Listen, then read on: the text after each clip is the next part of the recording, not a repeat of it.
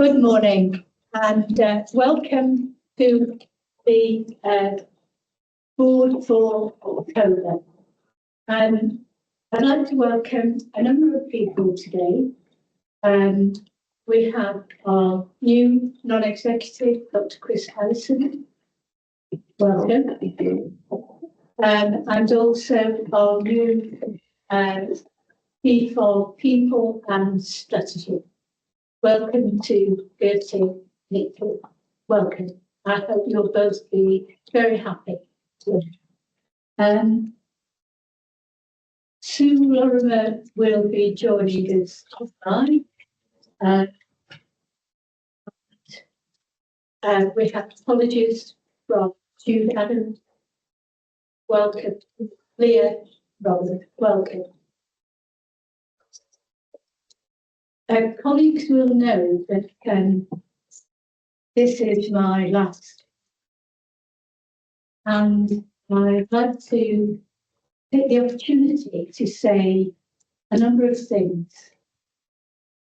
Often on these kinds of occasions, we begin to think about principle, and then thought, colleagues.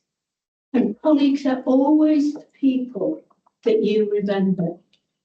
And there are always some colleagues with whom you've worked years and years ago, and you always remember them. And that, thankfully, has been my experience in all my non-exec and caring roles in the NHS. So I feel very proud and privileged that I've worked with such wonderful colleagues, not just here, but in all my chairing roles in the NHS. And one of the reasons, of course, is that all my colleagues, and hopefully all our colleagues, just take for granted that they go above and beyond. This discretionary effort, as it must have been invented in the NHS. So thank you to you all. And what all colleagues have done is day after day come in and do their best, put their patients, their clients at the forefront. And that, I think, is an amazing thing about the NHS. I think it's really important too to say that our work with our colleagues in the 4 localities will really be taking on, I think, from this year and for the next few years. Because without that, our ambition to achieve and deliver on Vision 10 will be achieved. I feel proud too that I have always put health equity at the forefront of what I've done, even before many, many years ago, when nobody ever talked about collaboration. That has been my guiding light. And I think today's agenda really demonstrates the board is in a very, very different place to when I first came. Board subcommittee have been embedded. The consequences, the impact of that is very clear in the emphasis on assurance rather than reassurance. And one of the ways in which that is very clear is the introduction of the change portfolio board. And for me personally, that was the best thing to come out of the PwC review that they did at the beginning of their work. So I feel very pleased that we have got 2 different ways. And I've no doubt that this is really when things become much more visible and deliverable because of all the work that you have done for years. So I'm not going to be leaving the NHS, and I'm certainly not retiring. So I will be maintaining some contact with the NHS, but in different, particularly in relation to picking up much more visibly my academic interests, where indeed I've also had a big impact on the NHS. I've had former students who have been very senior leaders in the NHS and quite a number who have become professors, and also people who have been chief executives, not just in Greater Manchester, but in the North. So hopefully my influence might still be in there. Thank you. Could we turn then to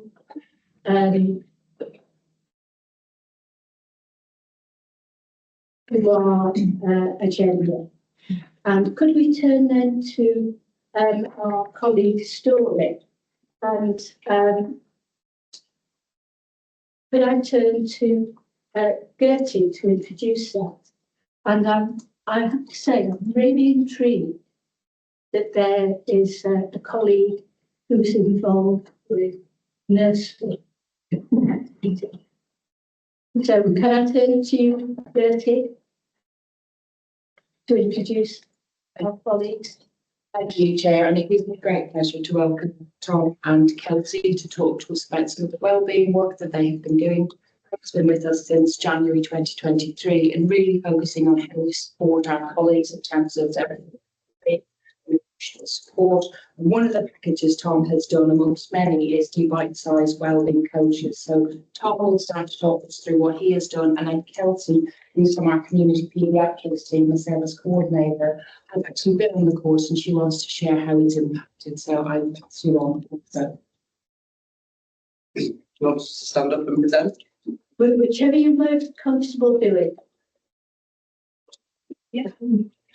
So good morning, everybody. My name's Tom Gleaves. I'm the Wellbeing Coach Project Lead. So I work within the colleague experience team. And as Gertie has kindly mentioned, a large portion of my work is creating a wellbeing coaching programme. And part of that programme are some bite-sized sessions around coaching skills and knowledge that everyone in the organisation can apply within their roles, particularly around wellbeing conversations, because I have an innate belief that everyone can be coaches. And Kelsey has very kindly volunteered a case study. She is going to share her experience and how she's applied some of that learning this morning. You just mentioned Kelsey from the community paediatric service in Woodham. Excuse me, my voice is going already. So I came to one of Tom's sessions earlier on this year, the coaching build and model session to give you a bit of background knowledge. I'm one of the wellbeing champions of the team that I work, but I'm also a line manager, so I do wellbeing conversations on a regular basis. So it's kind of to try and support with them conversations that I went back to this session that we have to see if that could be incorporated into wellbeing conversations. And part of that, it was one of the main things that I got from the session that we did around a model called GROW, which I've started to implement into my wellbeing conversations with the team that I manage. I'm finding it a really useful tool to use to try and support staff with managing their wellbeing. I think it's quite a good model to try and support people to come up with their own thoughts and ideas about how they can support their own wellbeing. And it's just a good model to really help them to come up with how they can support themselves, really. One of the things that has come from that is to kind of help me to support members of staff with things and keep them on like try to keep them on top of their well-being. So an example from one of the people that I manage is they were struggling with sleep, and I've used the GROW model, part of the coaching that we looked at, to try and help them with that sleep. And part of that was helping them come up with their own ideas around just to work on. Some of the strategies that came up with really did improve the sleep, but we continued the conversations in one-to-one supervision. So we, instead of just having one conversation, we continued the conversations throughout supervision to really keep on top of that sleep support. Excuse me, I'm sorry, voice. Yeah, well done too. Sorry, I brought some notes as well to keep me on track a little bit. So like I was saying about one of the members of the team I've supported, it's had quite a positive impact on them for the sleep. It was quite a big issue for them, and it was impacting their work, and having that conversation through the GROW coaching support has really helped them with ideas to support themselves. That continued in one-to-one sessions as well, and as well as that, we've also started to bring them coaching approaches into my time conversations as well. So part of the my time conversation is obviously about well-being, and I've started to use the GROW model that we learn in part of that my time conversation as well, to really keep that approach and model going throughout, and kind of a seamless approach, really part of well-being support for staff. I think what was good about the actual session in itself was it was really interactive as well. So there was lots of time to do some practice of the models, which really helped, because I find I'm a hands-on learner, so it helps me to do that bit of practice in the session, which was a good part of the session to really develop them skills and really use it as part of learning, really. I think. Much to learn. I think, yeah, fun, yeah, Well, definitely fun. And it was a very fun interactive session. There was lots of participation from people who were on the session, interaction, participation, which I think is really good. And like I say, ongoing, like 6 months on, I'm still using a lot of the things that I learned in that session on a regular basis with the team that I manage. I'm hoping going forward as well, it will help with as well them kind of conversations in one-to-ones around supporting and managing performance as well, which I think does, for me as a manager, it's really important to think of well-being and that impact on people's performance.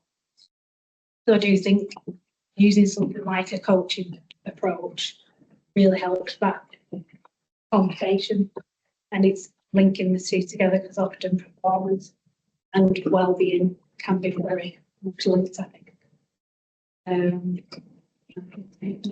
I've missed. Yeah, so I think the main thing to take from it is it was really informative, really useful session to go on. Very easy to understand and learn and develop the tools that you've described in the session. Ongoing as well, it's been quite easy to discuss things with Tom if I've needed to anybody, so I can email as well and ask questions, which is really helpful. I think that Tom's somebody you can actually come to for additional advice if you need to, from the wellbeing team in general. I think. Yeah, Tom, any questions anybody will do.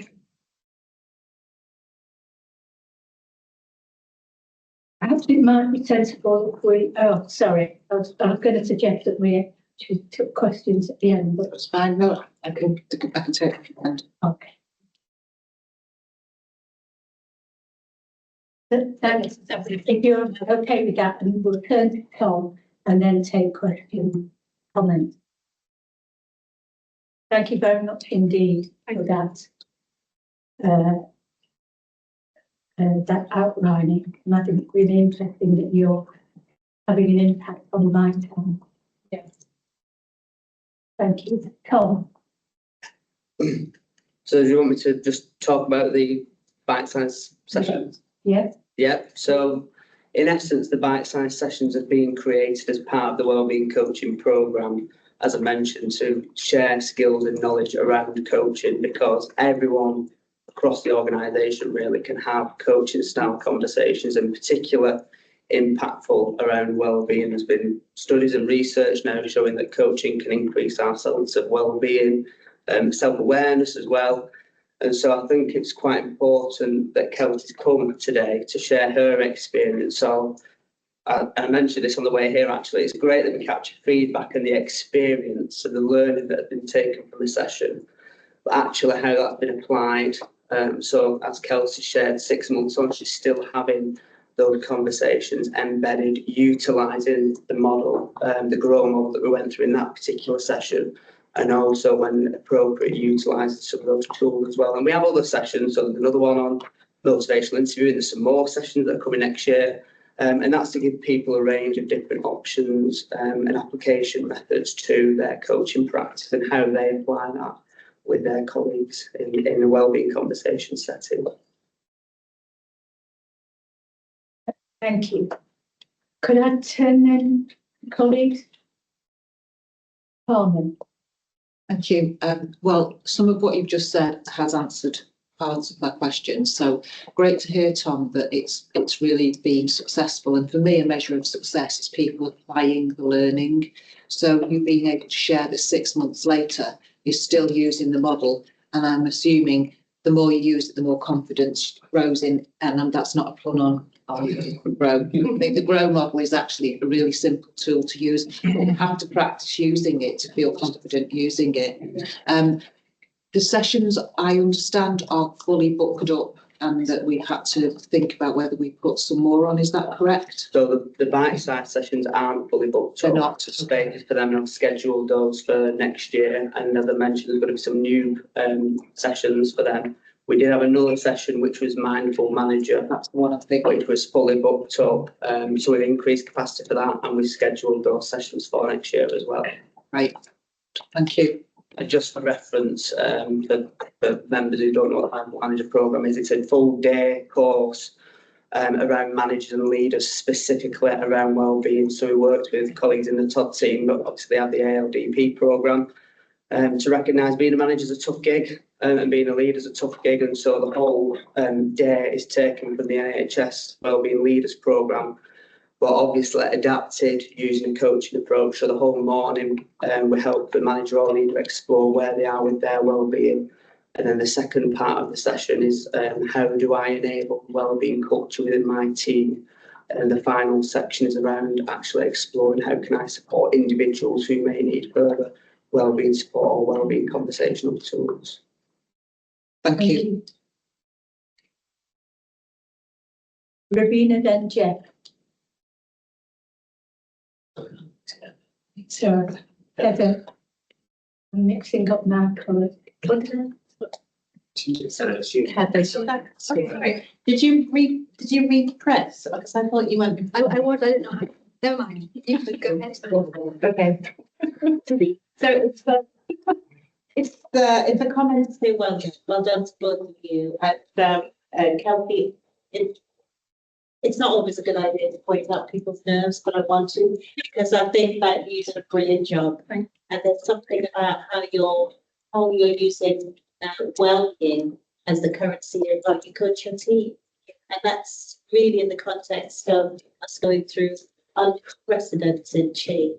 Yeah. You've got change that's already happening, change to come, change in government, at various levels. And you being there as a leader, just focusing on people's well-being with training that's built, it's absolutely remarkable. So well done. Thank you. Ravina. Thank you, Chair. So just building on what Heather just said, I really appreciate both of you coming in and talking to us about this wonderful programme. We mustn't underestimate the impact of wellbeing conversation, particularly the climate which we are seeing ourselves in vision and trying to retain that attention to self-care, but also to people within our community.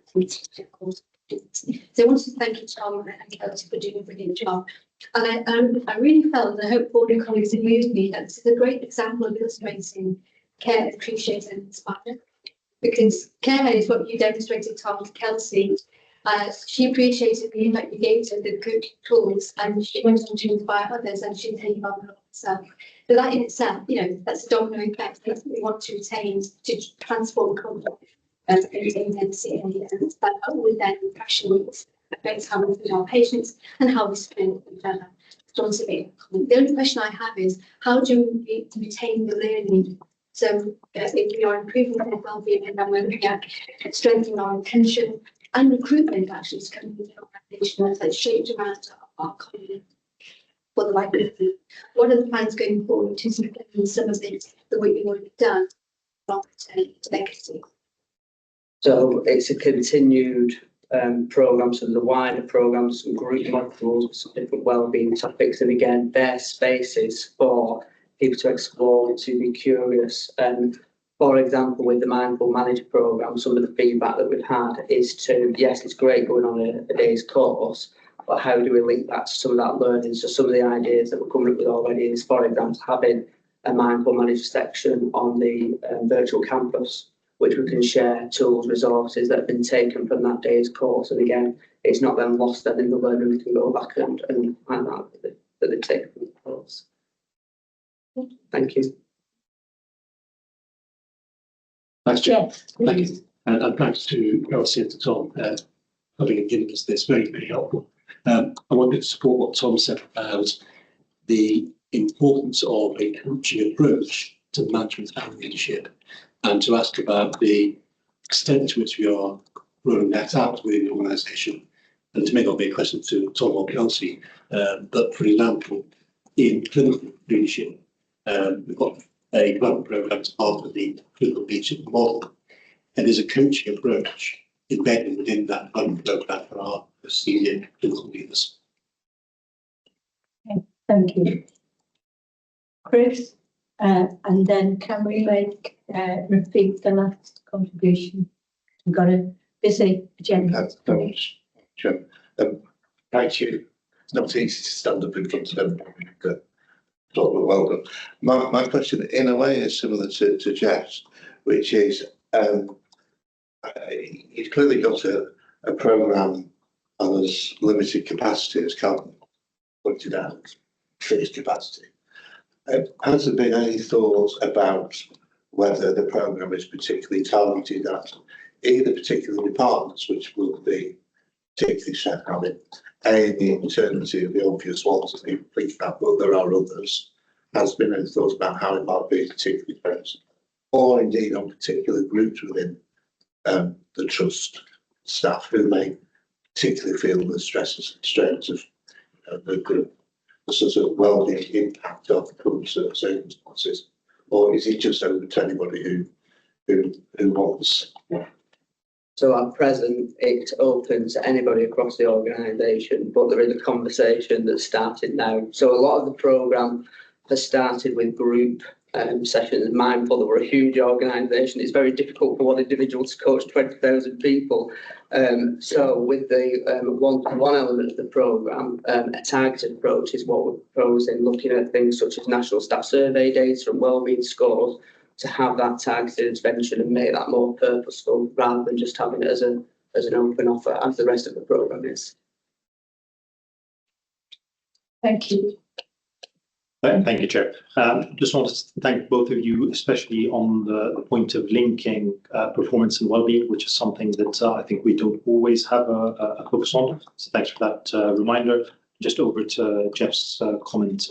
Yes, so the leadership development component of the clinical leadership model does include both a coaching approach and some exploration of what we need to do in the well-being space.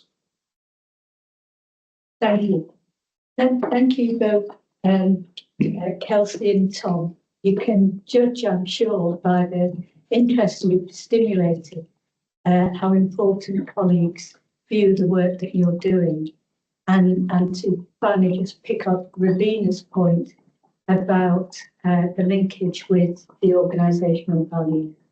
I think that's a really important, your approach, really important in bringing to the forefront the importance of our organisational values. So thank you very much indeed. And I'm sure colleagues will all to hearing more about the success. Thank you. Thank you.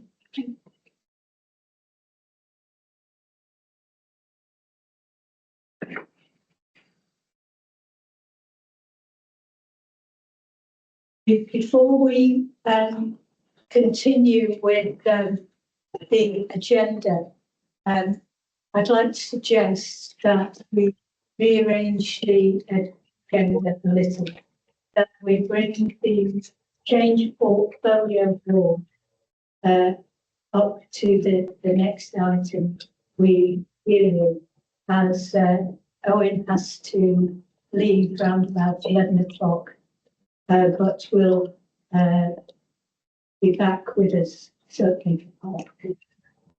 So if colleagues are okay with that, can we turn then to the change portfolio? Oh. Thank you, Chair. And it's probably just putting a little bit of an ask for Louise to join us as soon as she can, although Joe may be able to do a little bit of the assurance piece. So I'll just wait, just in case everybody's trying to scramble to item 13 in the back. Is everybody okay and got it in front of them? Great. Okay. So normally the way that this would work, so I would really talk to the AAA elements. So you see you've got an August report AAA and also the September AAA, which also I'm happy to take any questions about. I think it's actually quite useful having both the August and September reports there, because it just gives an opportunity just to show about just some of the movement that can go on, because these are big change programs. And sometimes in a sort of a 1 month period, you're not necessarily going to see that much movement because of the nature of the change that we're talking about. But nonetheless, in the clinical leadership model space, which has been one of the areas that continues to alert across both reports, I think we can start to see some movement and some confidence growing in some of the capacity elements that have been causing us angst over a period of time. We see the project initiation document elements now starting to be progressed. So we start to see some movement around some of that, which I think is important. And obviously not forgetting the workshop opportunity that we have around that. So I'm hoping as a board, if you remember some of the discussions that we had prior to the workshop and prior to this discussion, probably as the board, we had a bit of nervousness. I mean, we still probably have nervousness, but we've probably got shared nervousness now in terms of where we're at and where we're going around some of this. And I think the medical workforce is something that we're going to continue to have attention to. And I'm sure that when Louise has done her assurance about what Joe's going to do the assurance element, there's an opportunity for people to ask questions directly of repeat in respect of the medical workforce. I think, again, the reason why I think that particular work stream is so important is not only is it a question of making sure that our clinical colleagues and the time that they spend, and I'm using clinical in its broader plural sense, but about making sure that the time that people spend is to the priorities of the patient, of the organisation, and things like PAs and so on and so forth, that they're not still driven by historical practice, that they're focused on where we need to be, is quite important.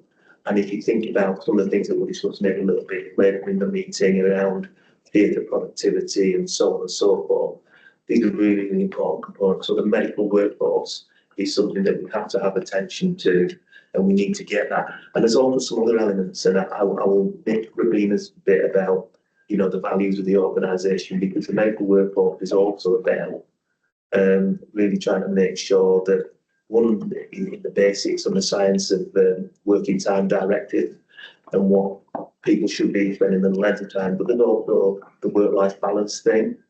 So the medical workforce is not just about money per se, or just about how to do the prioritisation. It's also about making sure that people are not working, excessive amounts of time that are not productive in terms of what we're trying to get to. So I'm just conscious that when we do this piece of work, we do the alert feedback, you can tend to focus on the areas that are causing some concern. I do think the target operating model, which again features, I do think that is probably a different life stage now, because we're probably through a number of the elements of that now. So I think in general portfolio board terms, that is something that we're going to probably come back to, and you will probably expect to see that described differently, because that phase of it, not too far off a closure point now, as we're starting to move that, and we're going to the, either people have, whether people have been made redundant, whether people have been redeployed, we're kind of working through that phase of the target operating model. So that's, I think, and again, you see it contrasted properly to reports. The thing why I just say is sometimes you can tend to focus on the glass half empty stuff, is that there's also some good stuff that you can see movement on. We can see some movement in the digital space. You can see the initiatives and the work that we're doing in procurement, particularly the stuff that we're looking across organisationally. So again, some really important progress that I feel that's been made there. So at that point, if you just click on the assumption that I've covered off the first two bits, and the colleague who's just walked in behind him through the assurance piece as and when. But I'm happy to take any questions on that particular part of item 31.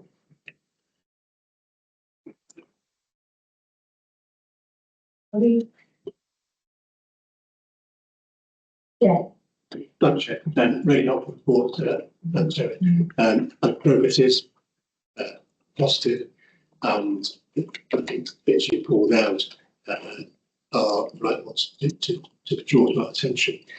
I think my question though is about how the whole of the issues as a package connect to each other and switch up to each other. It's both in terms of their phasing, so which order do these go, and how do they connect? So, for example, the leadership model and the future of the care organisations. So in terms of timing and phasing and connections is the first question. And the second one is about capacity. Because with a programme of this size and diversity, with non-exec directors, they have to ask about whether the executive team and the clinical leadership have the bandwidth to do all of this. Now, at the moment, it all looks great, but I'm thinking about as this goes forward, do we have the capacity? Are there any concerns on that front that we need to think about? So just speak to that. So there's clearly some interdependencies, and if I take the clinical services excellence law, which is another area that is very much coming into focus now, you'll see that in the paperwork and how that's described is that we've kind of broken that down to its component parts, and it's now got individual leadership, because to expect, for example, one SRO to be able to cover that bandwidth is not realistic. So that's an example. What you'll find, and using that clinical services excellence as an example, and it may be something that Louise speaks to, you'll find that some of the narrative there talks about the capacity that's been taken out within the programme. That capacity has a direct correlation, perhaps direct correlation, I don't know, but certainly a connection with the target operating model. And that's an example of what you're talking about, and the change portfolio board. That's something that we constantly alive to. And I'm sorry to put it this way, we're alive to it in both. It can become an easy, convenient reason for why other parts don't get produced. And I say that with a big smile on my face. Or it can also be a genuine issue that capacity has been taken away, as an example. So we're working hard to make sure that these codependencies are thought through. There might be a legitimate question as to whether if somebody then said, okay, so how do we express that? That might be something we take away and say, okay, so how do we capture that independency and stuff like that? You know, is it a single sort of dependency page that we could look at that would just make it clear that we're not just retaining that stuff in our heads, that actually we're clear about where those dependencies are. So that might be something we take away and train. But I can tell you it is a constant feature of the way that we're approaching matters. Thank you. Maria. Thank you. I think it's really good to see now we start to see the connection on some of the programs. I think when we discussed last time, we had some challenges in maternity, but then that was red, but then in the change portfolio that was green. It's really good to start with some links. So I see that we now make a connection on urgent care, urgent and emergency care in the C and the PC report and the change portfolio and fit to match. I guess the point of that is to have the discussion on kind of how we navigate those. And I think for me, that one is one that's sitting in two AA reports. The one in QPC says there's no assurance yet. I'm unclear of the plan. So I don't know where we have that conversation, where we have it here or it's QPC report. I think that's one for me that we need to say if it's impacting the change portfolio delivery, but it's also impacting quality performance and potentially patient safety. What do we need to do differently to make sure we unlock that? And I don't know if we either or what's it. I'm not clear and I'm not too sure on the QPC report or on the change portfolio. So I don't know how we pick that up. Okay, we could work to, we've done this a few times with some conversations here, rather than play that conversation out here, to have that conversation so we can get some clarity in between, be able to answer that question so that you are assured, and then replay that back to the board in terms of taking that forward. We can do, but I guess we have assurance question in PPC and an alert in change portfolio.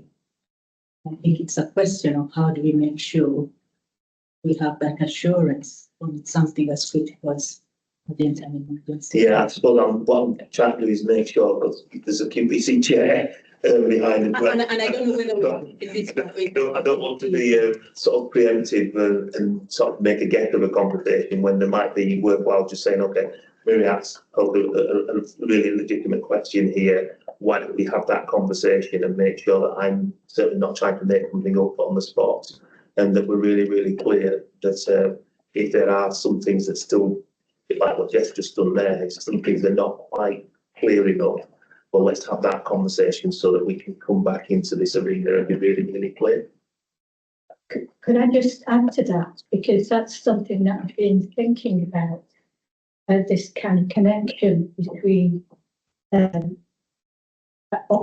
assurance at the change portfolio board and the individual subcommittee.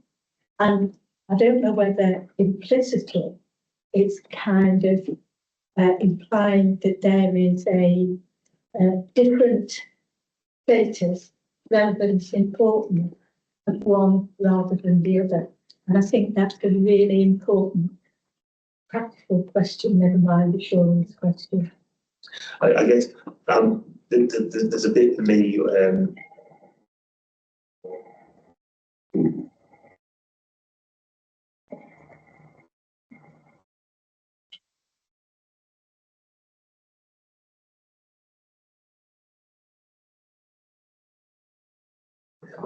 What I want to avoid is a scenario where the change portfolio board process is looking towards the QPC process to see it's doing something that QPC is looking the other way. Matt and I would be better that we're both giving it attention so nothing drops in between the gaps. But I guess there's just a bit of me that I'm hesitant to respond particularly to that question until I know how people may or may not feel. Yeah, sure, my question's answered, but maybe we come back to. No, but that's the point I'm making. I'm not You know, I think it's a good question that you've asked, but there are other people who might be involved in how I would construct that response more fully. So I guess what I'm asking is for the time to have those conversations to make sure that we would be at one in terms of response. Is that to have it in PPC or offline between the three? Rabina. Would you like? So, it's the right question, and it's one that we as chairs of subcommittees have been asking ourselves. We want clarity of where the assurance is coming from. So the evidence base that illustrates assurance for all of the elements we've got on the agenda are coming in a consistent manner to the board. So that we avoid questions that you just asked there. And that's work in progress because committee chairs had a meeting last month with there who described this very journey. And that relates to how the executives present their reports of alert, advise and assure, and with the assurance, the actual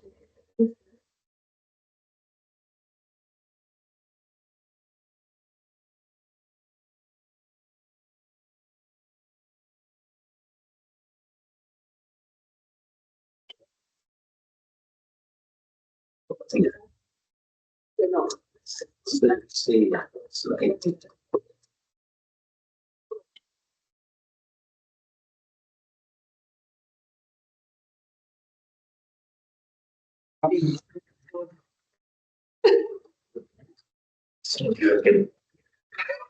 That's it now.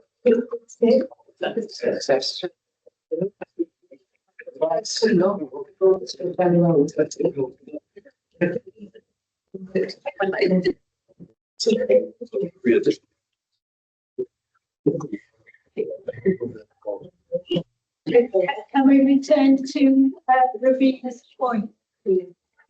So just to continue from where I left off. In future, we receive and will receive whistleblowing reports in a different format. And indeed, the reports that come to the board will be in format shaped around the alerts, the guideline and the assurance. It's around what we identified as a risk, how this is going to be addressed, mitigation in place, how that's going to be tracked, and the outcome of what we seek against what we're discussing. It's a very simple way of responding to this week. I hope that's been helpful. I wonder if we can kind of interrupt the flashing lights or not, or colour, and ask Joe, perhaps you might make a quick reference to this. Yeah, well, just to respond to Miriam's point directly, I think it is a good one. I think it can be confusing when we receive different reports that one is purport to show different things. I think a couple of things maybe that might help. I think we brought in this version of an assurance report that we're talking to now in January of this year. That was when the proposal first came to board. I think perhaps part of the learning is maybe we didn't do it justice in terms of just really eking out all the detail of it then and exploring a bit more what it was supposed to do, and actually really importantly, what it doesn't do. And perhaps Louise and I could take a challenge to bring back something definitive in writing that covers it, that says, actually, here's what this report, and we can share that with colleagues beforehand to mediate that draft. Because in my head, this report is about building confidence that programmes are running and make the changes that the Trust wants to see. It's not the definitive professional answer about what's happening in maternity services. It's gauging whether you have a maternity programme up and running that meets certain standards. That doesn't guarantee the changes that you want to see in maternity will happen. What it's saying is you have a vehicle that should make that happen. There might be other cross-cutting challenges, other contextual pieces that could do with government policy, that could do with general, Greater Manchester, partnerships not working, that then mean you don't achieve the results you want. But this assurance report is about finding out whether the programmes are there, because often, and I think I can refer back to the earlier in the year, where the Trust may have assumed it had a programme running to fix, for example, outpatients. The initial view might have been, actually, there isn't a credible programme running to fix outpatients, and we need to build one to do them. So this is about looking at leading indicators that indicate whether change might be happening. They don't guarantee that change. They should just take your confidence to a certain level. And when you look into the professional reports that might come through on the same subject, they are doing something subtly but different. So I just think if we could draw that out in a slightly more elegant way than I've just spoken through it, I think that would help to create the distinction between the two reports and where they meet and mutually support, but where they're not dealing with the same subject, the same topic. If that helps. And my eyes just add to that in that shares forum that Lena articulated, it might be that for that sort of join matter that I join that for that particular conversation, because obviously I'm not a part of that. That is typically non-executive directors who chair that particular meeting. So the way that if there is something that Joe can help us talk to that responds to Maria's question, then as non-executive chairs and myself, we could maybe have that little conversation and just make sure that we're all where we want to be. Thank you. Can I suggest that as a way forward? That Joe and Lily the opportunity to focus on that, what we might expect from change portfolio and assurance from board subcommittee, and that when the chairs meeting takes place, chairs of subcommittees, that Owen as chief executive joins for those matters relevant to change portfolio. That's the way forward. Yeah, especially that second part, I think, for me. Oh, helping us to make those connections. Thank you. Ruth, sorry, Rachel. Thank you. This assurance report, again, the visual I think is really effective, and I can definitely see progress since the last board of other programmes getting that you're being reviewed. I guess one question mark for me is, or I guess a worry bead in a way, is if we look at that at every board, some of those programmes could have been reviewed a number of months ago. I'd be interested to understand the sort of rhythm of review of those and whether or not actually we've got the capacity to be able to on a regular basis just review status. I also think it's quite difficult to understand if there have been any changes in the assurance that you're giving in this table. Again, could we add, an arrow to the side, arrow up or arrow down, just to understand if something has changed from previous reports? That would be very helpful. It's a lot on one page, but I think we could squeeze an arrow alongside each one. On the specifics in that table, especially in the assurance report. Sorry, I'm really sorry to. Am I jumping around? I'm really sorry, yeah, because okay, I'll come back. I'm just doing the alerts bit, but there's actually Louise could actually do the assurance report. So if there are flashing lights, stuff or green, we probably just need to do the alerts bit first, which is my bit, and then Louise will talk to the other bit. I'm sorry to. Okay, no, you're all right. Come back to me then. Thank you.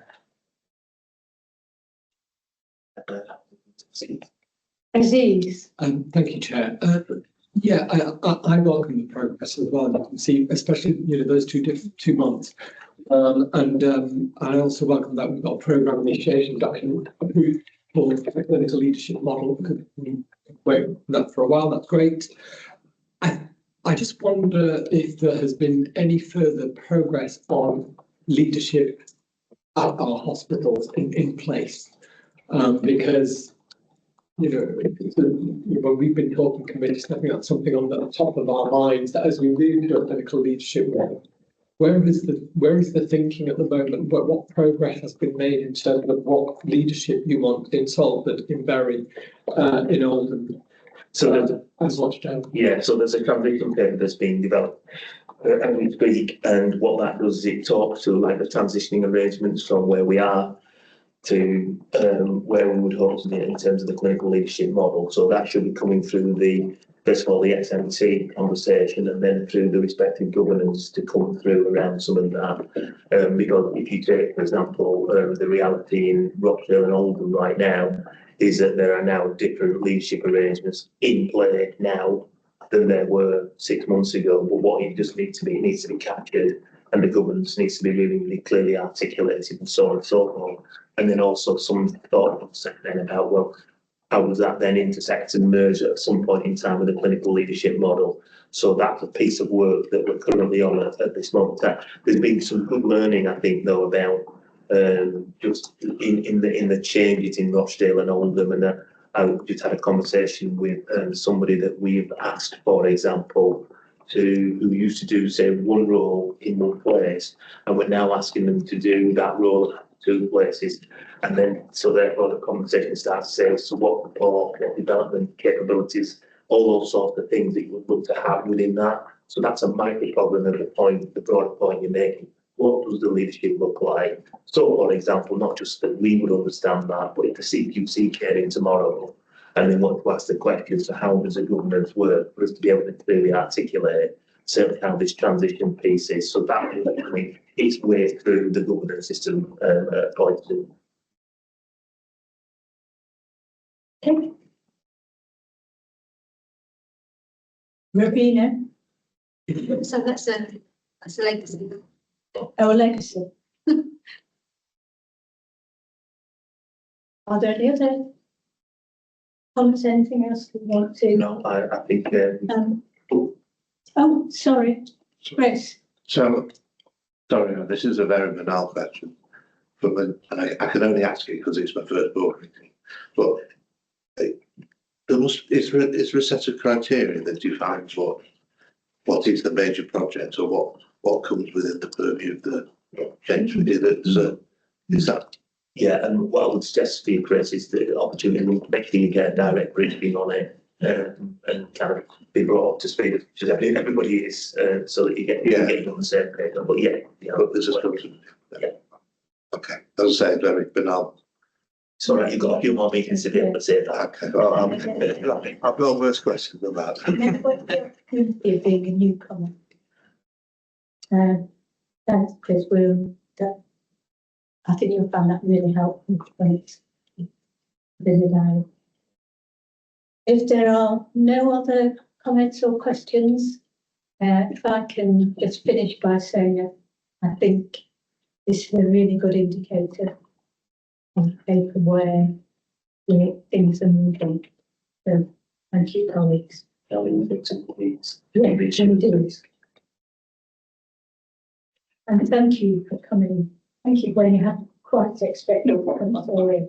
Apologies if I've crossed over something that I've walked in on. So if I can introduce the portfolio assurance reports, and then also maybe just say a few quick words about some of the work that we're doing to address particular board member feedback, in particular from non-exec directors as well. So with respect to the portfolio assurance report itself, so slide 10 of 45 gives us those graphs showing the trend of the overall governance and delivery ratings. So the total number of programmes in the portfolio is 18, 15 of which were assured in this particular month. And that includes the 3 individual clinical service excellence programmes, which were assured separately for the first time this month, and also the digital infrastructure remediation programme, which was assured for the first time this month, having been approved by the Change Portfolio Board for inclusion within the portfolio. So from a governance perspective, we can see on those graphs that there was an increase in the number of green RAG ratings from 2 to 4. So those programmes, maternity, procurement, community diagnostic centres and medical management. There was also an increase in the number of red RAG ratings from 1 to 2, and that's the clinical leadership model and urgent emergency care. From a delivery perspective, we saw an increase in the green RAG ratings from 4 to 5.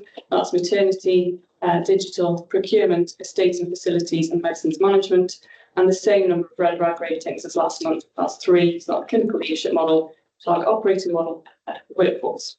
So programmes with any RAG ratings at all in them are highlighted in the matters to alert section in the summary report of the Change Portfolio Board to direct attention to those areas which may require a little bit more scrutiny And if I may just respond to Rachel's point directly then around how often programmes are reviewed. So we've looked at 15 programmes in this particular report, and those programmes are reviewed each and every month.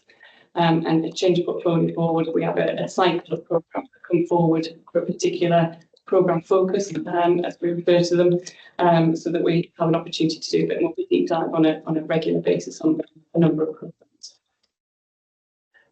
Just in response to some feedback from this particular meeting, and in particular direct non-exec feedback from Jeff, Tim and Myriad.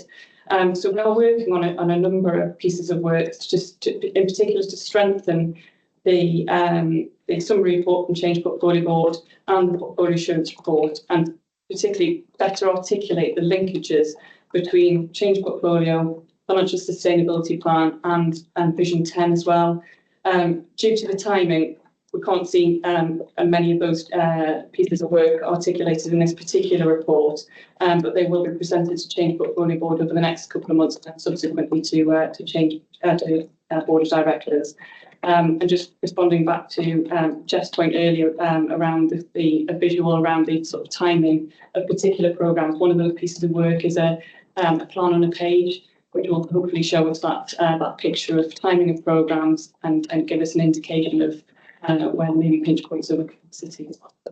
So we'll bring that back to Board of Directors. Thank you. Thank you. See, so all. So it's not clear. Thank you, Chair. I like this report, and actually, I mean, I think it was Rachel who asked earlier for the arrows, but I think page 10 and 11 taken together show progress over time, actually, and I'm not sure I'd understand how an arrow would work, to be honest. I think this, page 10, that progress over time is really clear to me, that, we've got, more reds because some things have gone red, but we've got more ambers because we're doing more cases, but we've got more greens as well. And I feel with governance and delivery, I understand from that and from looking at the next page, page 11, the dots, I understand the progress there and you can see the progress, and that's great. I did have a question about the CDC, the new endoscopy centre phase 2 build. There's a power supply issue with Electricity Northwest. It just seems late in the day to kind of discover we've got a power supply issue, and I just wondered, in terms of Change Portfolio and learning from stuff, how did that come about, and what do we learn when we're doing? Because obviously developing stuff all the time, aren't we? What do we take from that in terms of learning? That might be a question for Leah, actually. Okay. Need to press that? Yeah. Thank you. So in terms of the electricity issue, we had a plan B. We know we were at the mercy of an external company to provide those dates to us. I think, and we struggled with this in the programme previously as well, in the CDC. So we have we did have a plan B, but we're keen not to use the plan B because that would involve generators and could mean we need to stop activity anyway. So we now do have a date with the energy suppliers to change that. And I think our learning going forward is about really that earlier engagement with them, sharing our dates and having those contacts with those companies, because it can be quite faceless and so easier to sort of defer us on. So that's probably our learning.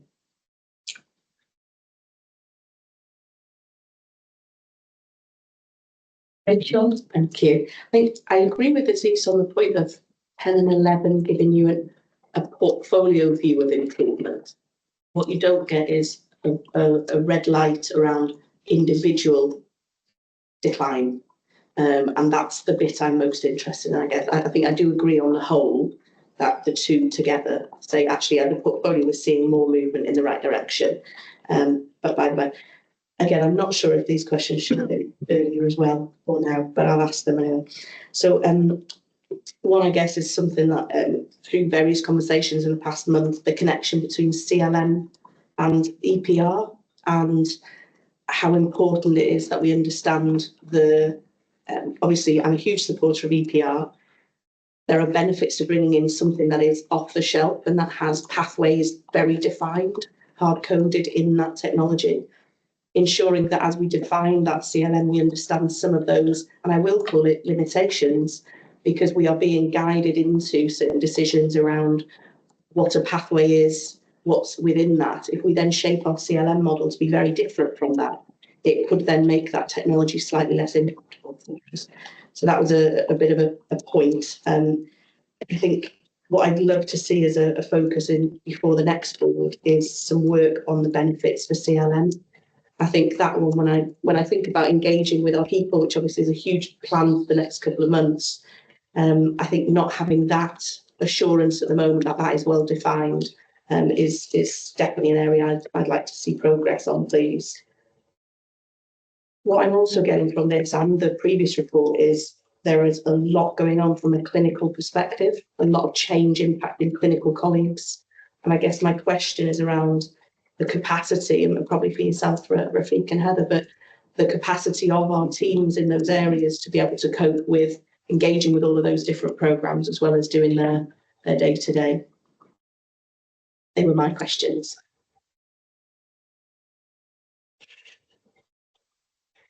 Would you like to come in? Rafiq? Yeah, sorry, it might be just, I don't think those are questions really to Louise, are they? If I may, yeah. So CLM and EPR is a really important sort of interaction. EPR is embedded into the thinking as we reshape or come to a proposal to reshape how we do things in the organisation through CLM, and it should give us the architecture that then allows us to tailor what we want to do from an EPR perspective much more effectively. So in many ways, some of the preparation that happens with CLM should contribute to the success of our EPR program in the long term. In terms of our clinical colleagues and the changes, a short answer is yes. Capacity is a massive issue. It comes back to some comments that Owen made earlier about the importance of the medical workforce program, some of the job planning discussions that we're having, because that's how we have the clarity as to what our colleagues across the organisation are actually doing and how we can both support them to be doing those jobs appropriately in terms of ensuring that they have the capacity, because I think there are areas of lack of capacity that might be a little bit hidden for us, but also in using that as a tool to direct some of those efforts and align them appropriately with the major objectives that we have, including. Thank you. Heather. Thank you, Chair. The only thing I will add to that is I think, yes, it does bring to our vision the amount of activity for us as clinical leaders and our clinicians, but it does provide leadership, attention, clarity in a way that helps. So for the maternity improvement programme, the fact that it is part of the Change Portfolio Board, we have the assurance, and we're one of the few that are green. It really it energises the team. So I think that focus, that clarity, that this is what we're interested in, is giving our colleagues the permission to focus on this and prioritise this. It also helps colleagues because it provides assurance to external regulators and colleagues outside the organisation that had we not had this, there'll be even more burdens on them in terms of reporting. So it might look a lot, but it's quite focused and very helpful. Joe Allgerty. Yeah, thank you, Chair.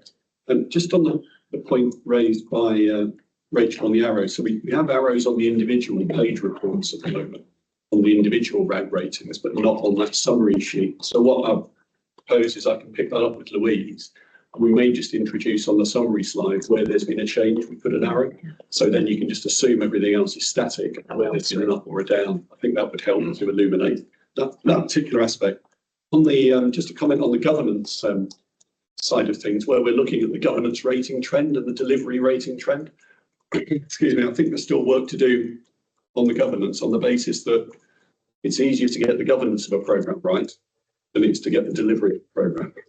So, governance as we improve should be a given, that we can get ourselves organised, that we can define a programme, that we can write a risk register. We know that we can see across other programmes, that we can tick all those boxes when we sort of focus and apply ourselves. So I think we do need to expect to see, and then Louise and I need to work with colleagues to see that governance trend improving still further and faster.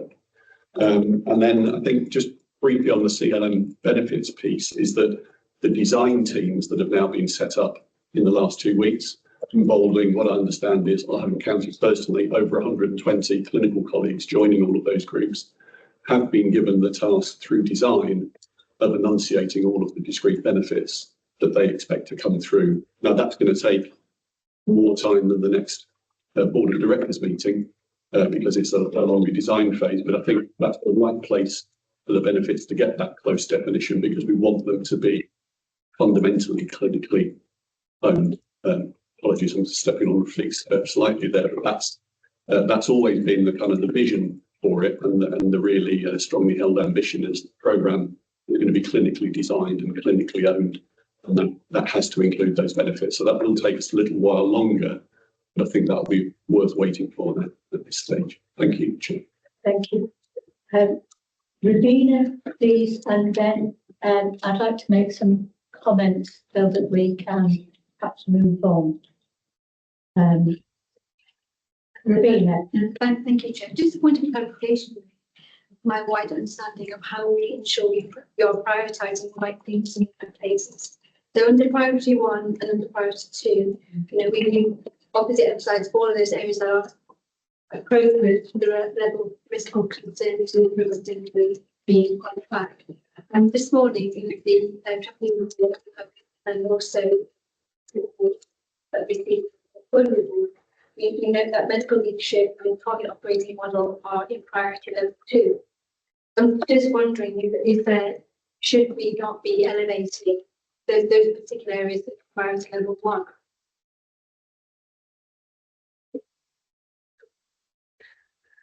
Thanks, Ravina.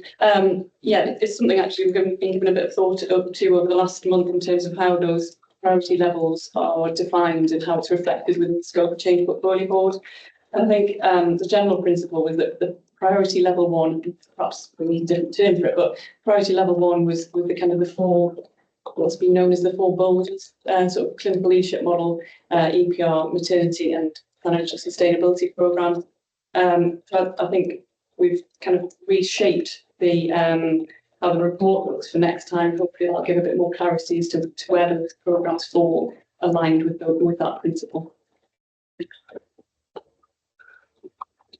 And it's perfect from where the boulders was referred to, but those 4 priority programmes, I think they still, for me, are the priorities for us in the context of change at this moment in time.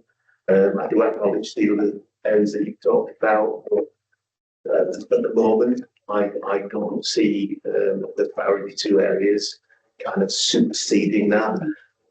And again, they're not super discrete, as Jess point was right at the beginning. There are connectivity points around some of these, so it's not quite black and white. But if you were to say to me right now, do those 4 areas that we've got priority 1s, do they remain, where we need to be putting our leadership attention organisationally? I would absolutely say yes. I'm sure the next agenda item that we do will be finance and so on and so forth. It feels absolutely right in the moment, but we should look to review. Yeah, thank you. And that was the point I was making, because you can be locked into a format, but without being actually thinking, can we move on also, and just be mindful that we have the opportunity to use this as part of our own assurance. Thank you. Thank you. Could I just come back to, in particular, the clinical leadership and also comments made by both Heather and Jo about the relationship to stakeholder involvement, because that has been of concern, I think, to probably almost all of the programme. And I think one of the things that we've heard today from Heather is that having that kind of agreed gives people a boost, and therefore, by default, also engagement. Engagement must be there in order to the colleagues to see that there is green assurance thing. And then Joe's point about the number of clinicians who attended design meeting is, I think, another indication of how that movement towards engagement with clinicians is improving. It's getting better. So I guess what's underpinning that is that there is a kind of nuanced consequence around stakeholder that you, by certain assurance indicators and activities with clinicians, there is that assurance about stakeholder involvement. And I think since so much depends on stakeholder involvement, you know, we actually need to be a bit more emphatic about them, because it is a really important one. And then finally, there is no doubt, as colleagues have said, that there has been a real change and focus on independent assurance. So thank you, Louise and Jill. Thank you. Can we turn then to the finance report? Sue? Morning, everybody. Hello. Morning. Can you hear me? Yes. Yeah. Excellent. Sorry I was late to join. I had some problems, not so much with the IT as with the sockets in this apartment. So I'm kind of sat at a strange angle so I can have stuff plugged in. So there's a bit of catching up to do on finance, I think, because the organisation's been subject to quite a lot of external scrutiny during August and September. I take the AAA reports as read, and I'm just going to pick out some of the key issues and try and follow the story through the 3 meetings that we've had. We've had 2 substantive meetings and an extraordinary meeting over August and September. Also, I know Craig's been working really hard to simplify and rationalise the AAA reports so that the board can be really clear about what is an alert, what are the kind of top issues that need to be brought to your attention. And so I think the work will continue on that. I think when there's so much going on and there's so much pressure, it's quite difficult to pick out the key issues. So we had a bit of a hiatus in August when GMICB was highlighted as at serious risk of not delivering the financial forecast for the year, and external consultancy people were brought in particular Simon Worthington, who was a well-known and well-respected retired finance director from the NHS. Our part of General Manchester's deficit or likelihood of going off plan amounted to some 35 million. And so the team were tasked with putting together a mitigation plan to make good that 35 million. And they did that. That came to the extraordinary meeting of the Finance Committee on the 16th of August, to which everybody was invited. And Owen sent off our mitigation plan to the ICB, and that was accepted. The other key issue that we raised at the August meeting was the shortage of capacity to deliver the capital programme. The team requested 4 additional posts at a cost of 161,000, and they would be funded from capital budget. And so there needed to be a check that would be compliant with the Mars rules, and reference had to be made to some staff that had gone under Mars pending the following meeting. At the meeting of the 20th of September, we are really delighted to see that our financial performance has improved, and we are now only just under £1 million off our plan to date. I think that is a significant achievement from the team. The CIP identification has now improved to 74 million against a target of 85 million. And I'm hoping someone will tell me that's improving, every week. The CIP to date is actually ahead of plan.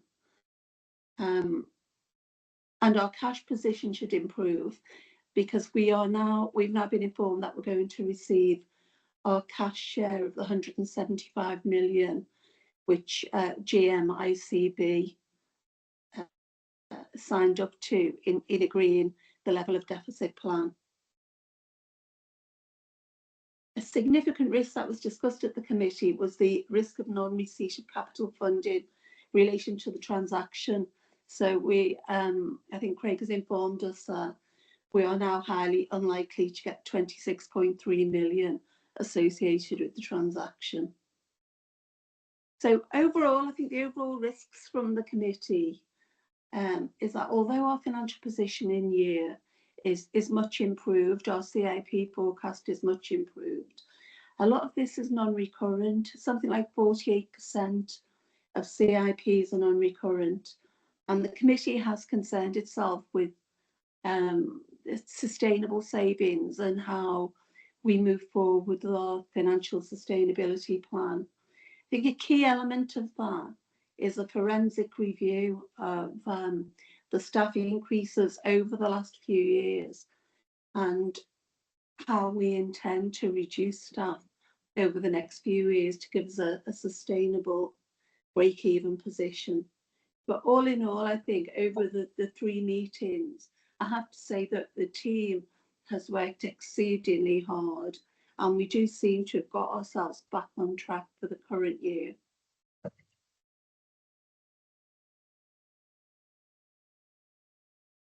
Thank you.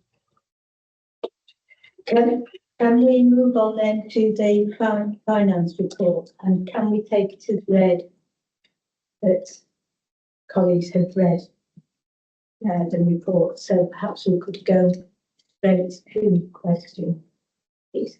Can I just add, Chair, sorry, there is an update on the CIP figures, Sue. So thanks, Sue, for that great summary. I am pleased to say that we are still making progress with the CIP. And as at week 25, we're now at 75.1 million for the financial year identified against the 85.6 target. As Sue has said, our focus has got to be around the recurrent side as well as the in-year side. What I fully anticipate is, as the mitigation plan that Sue described is started to be put into a project initiation document and be part of this overall CIP programme, that we would close that in-year gap on the CIP programme. The concentration then, once you have the plan in front of you and how to mitigate the 85.6, is the delivery, obviously, as we mentioned, as the key part of it. So I would like to say that, we will have line of sight to a full 85.6 million CIP in the coming weeks.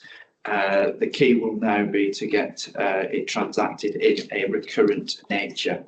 And in terms of our recurrent, against what we'd planned for around 64.2 million as a minimum recurrent, we've got line of sight to just under 58 million now on that against our 64.2. But that doesn't include the mitigating actions that I've just described, the current effects of those. So hopefully that will start to push that figure higher, put mitigation actions in. On the wider GM front, just for a position statement for month 5, we were 0.9 off plan, as Sue has alluded to.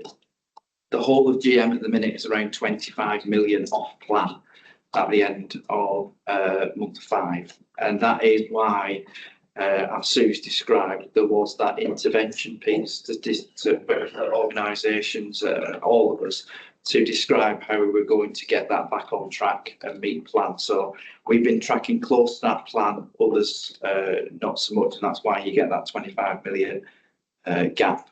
We do await a final report as part of the investigation and intervention piecework that PwC, PricewaterhouseCoopers, were doing with the GM ICB. We await the final document in the coming weeks. We should, well, coming days, hopefully, that we should get a final report, and that will cover an analysis of our grip and control, our CIP robustness and programming, and some of key recommendations on where they think we may improve. So my intention would be that I wrap up those recommendations from that report, share it when we receive it as the final version, and run those actions against those recommendations through Finance Committee, so everyone's fully up to speed with how we're responding to that initial investigation work.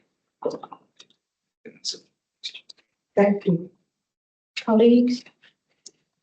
Aziz? I just wanted to say, I think at the beginning of this year, when we looked at the financial year, when we looked at our plan, we were all very worried about delivering it, and we recognise it really, really challenging. So I just wanted to say to everybody who's kept us on plan, great job. It's quite amazed to be watching this unfold in the way it is, given our nervousness over it at the beginning. Obviously, the recurrent thing is the big issue. However, I think there's a lot of great work that's gone on here, and that should be it. Indeed, sure. Thank you.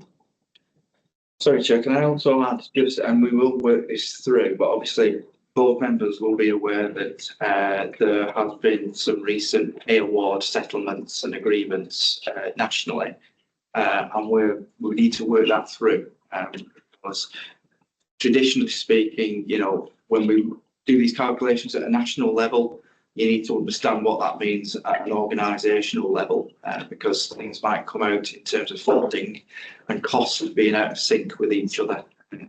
There is a risk for any organisation that when we have to give pay awards out, that the funding received, there's a gap potentially as a risk. So we will be working that through and have answers to that, first and foremost, the Finance Committee, and understand what that means. But without that understanding of that risk at the moment, the picture is that we have a mitigated plan to deliver our in-year deficit position. And it is good news that Sue's mentioned about the cash being received at circa 71 million. That will bring our deficit plan to circa 4 million as an organisation. It solves the cash issue, but as Jeff has challenged in the past, it does not solve the CIP issue and the recurrent issue. We've still got to deliver that regardless of the cash that we've received. So I think that that's an important point for us to make here at board, that we still need to deliver CIP in full in year and recurrently, despite receiving the cash. But it is good news, so I don't want to be doom and gloom about that bit of it.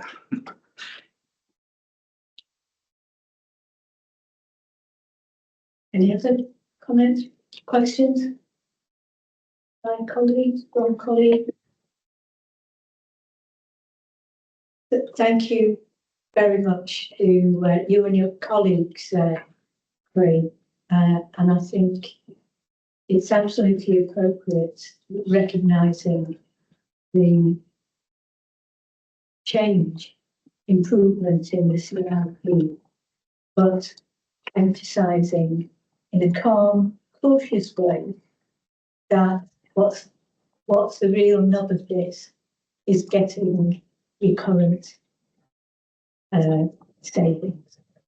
Could I just say, Chair, apologies, that this doesn't happen overnight, and I think we've all said at board the acumen and the financial awareness of this organisation now is unrecognisable to last year. We've all worked it, and there are key SROs that are responsible for this delivery.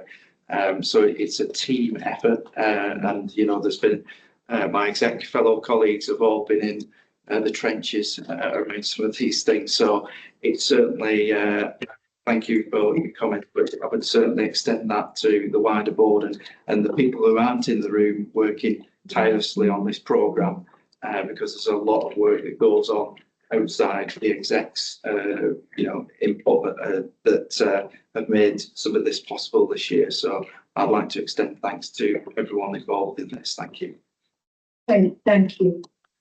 Could we turn then to the recommendations which have been made, which I think we responded to in our discussion?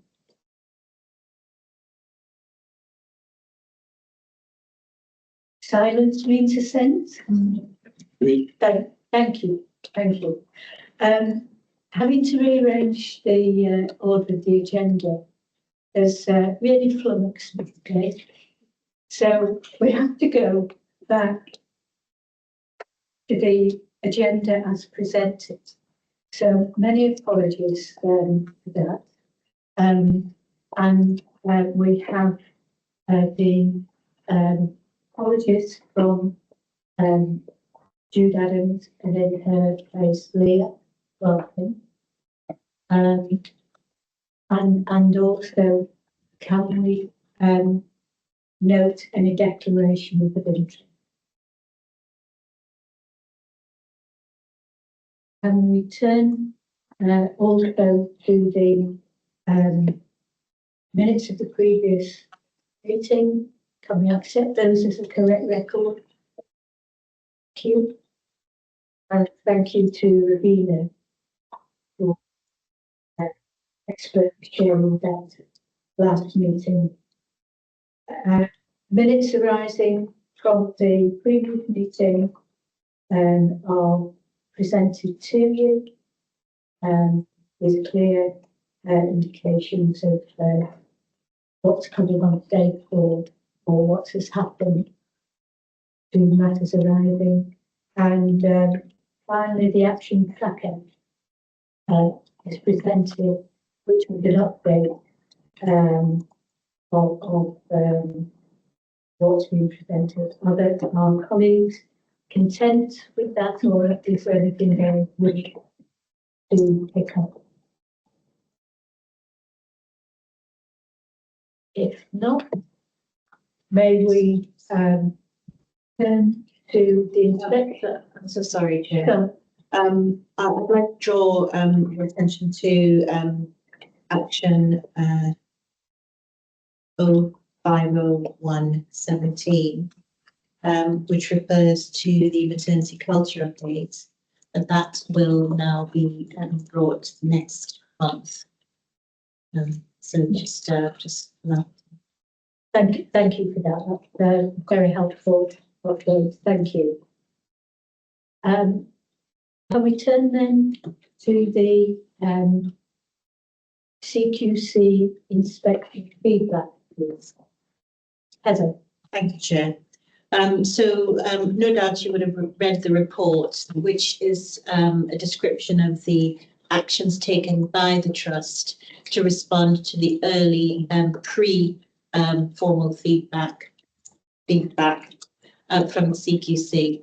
It details the work, the level of requests from the CQC, and the high-level actions that have been transposed into an action plan and monitored through our quality standards improvement group to ensure that we make the improvements as early as possible. You would note that some of these issues are familiar because we have been addressing them, And Rabin and I have had a conversation about still we find that external eyes, once they see the same things that we do, they're responding and they're feeding back to us. So the CQC, they're quite clear in their letter that one of the triggers for this inspection was a rising level of concerns external to the organisation through freedom to speak up routes as well as directly to them. And they were responding to that by coming in to triangulate what they were hearing in our engagement meetings around the same issues with actually coming to do an inspection themselves. So it's an acknowledgement that we were aware of the issue, we were providing them with that assurance, but it is their additional inspection was needed because they weren't seeing any sort of reduction in the concerns coming through those routes. Just note that, again, these were the initial findings based on observation and conversations. They have got now the assurance, the evidence, policies, our feedback to help triangulate the risks associated with those findings. So early days, we are acting, and they are still yet to give their final. Happy to take any questions. Rabina, would you like? It's not really a question, it's an affirmation of what Heather just said, that some of these risks were a known risk to us. However, the question we have to ask ourselves is how robust is our assurance of improving those areas of risk so they don't become developmental but actually are addressed appropriately. And the long-term view, how do we sustain these so that we continue to deliver high quality care, safer care, and that our colleagues, their well-being is also being addressed. The mandatory compliance is a significant concern, and we'll talk about some of those issues in my report. Thank you. Thank you. Sue, I understand you want to ask a question. I do, thanks, Chair. Heather, can I ask you what's going to happen with the use of the continuous flow model now? I mean, I understand this has been a huge benefit in a number of organisations and services. But the CQC didn't seem to think an awful lot of it as to how we're running it in Oldham. Will we continue with the model? Will we stop using it? What's the plan? Thanks for the question, Sue, because it gives me an opportunity to talk about some of the things that we're doing. The answer to that is yes, it will continue. Because, like you said, a number of organisations are using this because the context has changed so significantly. What the CQC has done is that they've really helped us address the issues of privacy and dignity and safety that we would. So it's an opportunity for us to improve the approach and really put some sustainable changes and improvements to those elements of the pathway. One of the key changes that we've done, it's not a big change, but I think psychologically it is going to help with some of the human factors in continuous flow, is that we've changed the name. As of today, please, can no one call it continuous flow, but can we call it my next patient? And what that does is that it allows every colleague along the UC path, the urgent and emergency care pathway, to see this as a human issue. And this is my patient, what do I need to do? But be cognizant of either side of their bit of the pathway. What happens when they're receiving their patient, and what happens when they have that patient needs to go on to another part of the pathway.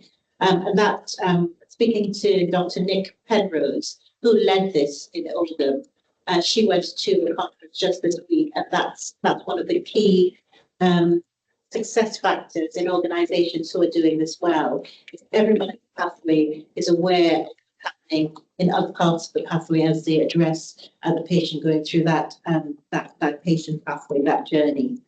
So it's not going to stop. We are going to improve it. Nick Penrose is leading that work and reporting into the quality safety improvement group that's chaired by my deputy, Jackie every fortnight. What I will say is that we are going to think about context-specific solutions to flow issues.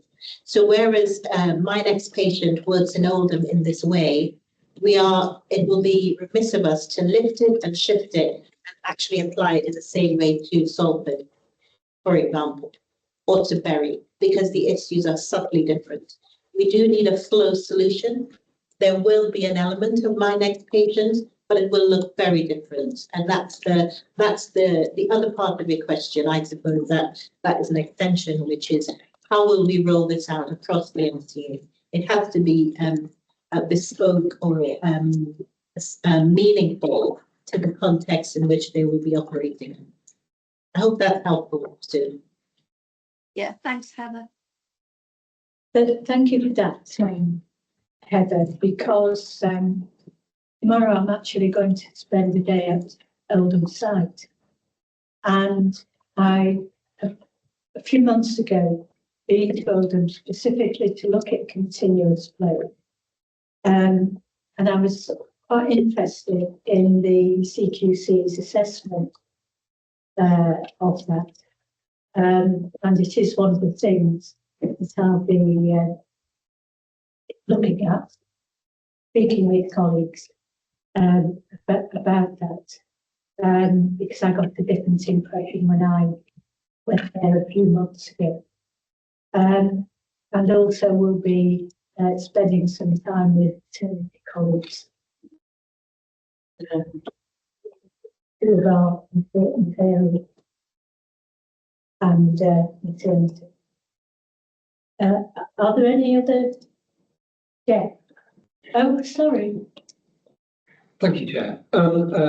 Welcome the TQC inspection. You know, it's an opportunity to improve, and actually they said some good things about us too, and I think that's worth remembering. You know, clean wards, good care, positive example of meeting patient needs, and the areas of concern from the last inspection have been addressed. What I wanted to ask is, you know, we've got this initial action plan. I know we're waiting for the full report because we've given them all sorts of papers now, but this initial action plan, will that come to QPC? Will we see it? Yes, we will be reporting the action plan because we currently get a report from the Quality Safety and Improvement Group. So the last meeting was, I think, days before the last QPC. We will have a report coming to QPC, and the action plan is a spreadsheet that's very large, and we document, and it's contemporaneous, and various colleagues can feed into it. So it will be a report of the action plan. So what I'll ask the team actually is give you guys access to it. Our executive colleagues on the Quality and Performance Committee access to the action plan, so you can actually go in and see for yourself. One of the other things I think it's worth mentioning is that, and it is confusing. The My Next Patient is an attempt of having a solution, a contemporaneous solution to a problem. This is different to the full capacity protocol, which is meant to be initiated in extremis when the system is so unsafe as a result of demand and capacity misalignment, more demand than we have capacity to address. Full capacity protocol is instigated. The responses or the comments that the CQC received may have come from patients and colleagues who would have been affected by both. And so it's really teasing out those two ways, because the assurance we were receiving about the My Next Patient way was strong enough for us to think that we got the things right. It is the full capacity protocol where things are so bad that we have to do things outside our normal tolerance levels of safety that people would not have had a good experience at that time. So we just need to see what the fullness of the feedback and the report for us to reply and factually correct or endorse what their findings were, for us to get a true picture of what those comments were. but we are acting on the feedback, the verbal feedback, and seeking to make those improvements as and when we can. I don't know if you want to add to that or Okay. if you don't have to, but I just wondered if you wanted to add to it. No, I guess only to support what you said really, and it is that difference for patients that we probably don't articulate between my next patient and the when we're in full capacity protocol, and we don't patients can see when we're in full capacity protocol, but we don't articulate that that's what we're in and that we've kind of stepped into a different response in our ED. So we do need to think about how we communicate with that. And obviously we're going to do some of that reality rounding to assure ourselves that what we think is happening with our policies and what we're seeing come through in our report is happening with our own eyes. Excellent. Thanks, Leah. Thank you, Chair. Thank you. This report will have to be wanting more information when the full plan ready, timescales, what officers, publicity for this, etc. So I guess all that will be in the report to the Quality Performance Committee. So do we know when roughly that will go to the committee? When the final report, well, we've not received the CQC report yet. The inspectors gave an indicative time of October, November, possibly December. It is we're not able to pinpoint exactly when. One of the drivers, well, a couple of drivers are the organisational change that CQC colleagues are operating under, change of leadership. Their processes are quite intensive in terms of the analysis of the data, the algorithms and the platforms they have to use to format their reports. Well, as it was explained to me, that could be quite a long process. And even though it was a single service inspection, it might take them 2 to 3 months to get the report back to us in full. Thank you. So could I ask then if there are no further questions? Sorry, Chris. Put it on because you started speaking, so it's fine. Over to you. Can I just ask Heather? There's no response required to this letter. No. Correct. Okay. That's not the normal process, is it? Normally, the response always the opportunity to respond to the initial feedback. So, is it the intention to feedback? Yeah. So the thank you, Chris. The request that we are following is to discuss this in full at the board. Once we've done that, we will respond to this letter. Of course, I'm in dialogue with our inspectors at the moment, but there will be a response to this letter after we've had the board. Just that, I guess it's just that when you read some of the things as they're written, they're capable of being interpreted in several ways. What you've just explained about the honest patient, the distinction between that sort of capacity. There's a sense, there's a sort of critical sense in the way that it's written here, and I think it would be important to make sure that CQC have a proper full response back to it in a formal way, because this is on the record now, isn't it? Sorry, critical sense. Could I just come in there? The important thing is that this is going to be in the board. Yeah. And in that sense, we're responding to the request that it be discussed at the board. And what I want to suggest is that if we look at the recommendations, that it's important that not only do we acknowledge the feedback, but secondly, in the course of discussion, that very distinction between my next patient and the introduction of the process is made clear in the minutes, and also the point that has been made by Jen about some of the matters that he would like responding to when it goes to QTC? Absolutely, Chair.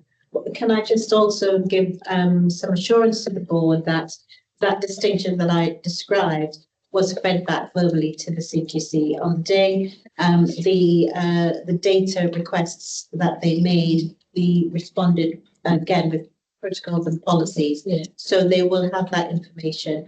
I think it's what Leah's described that it's the opportunity of improvement for us, which is even saying to patients, we are in full capacity protocol.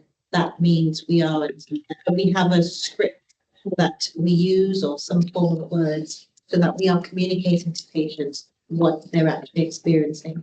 I think that's the opportunity for us to look at how we might do this in a different way. Yeah. Thank you. Our colleague reported that. Ravina, sorry. Sorry, Chair, just for completeness, I'm fully aware of what's going on here. My understanding is that the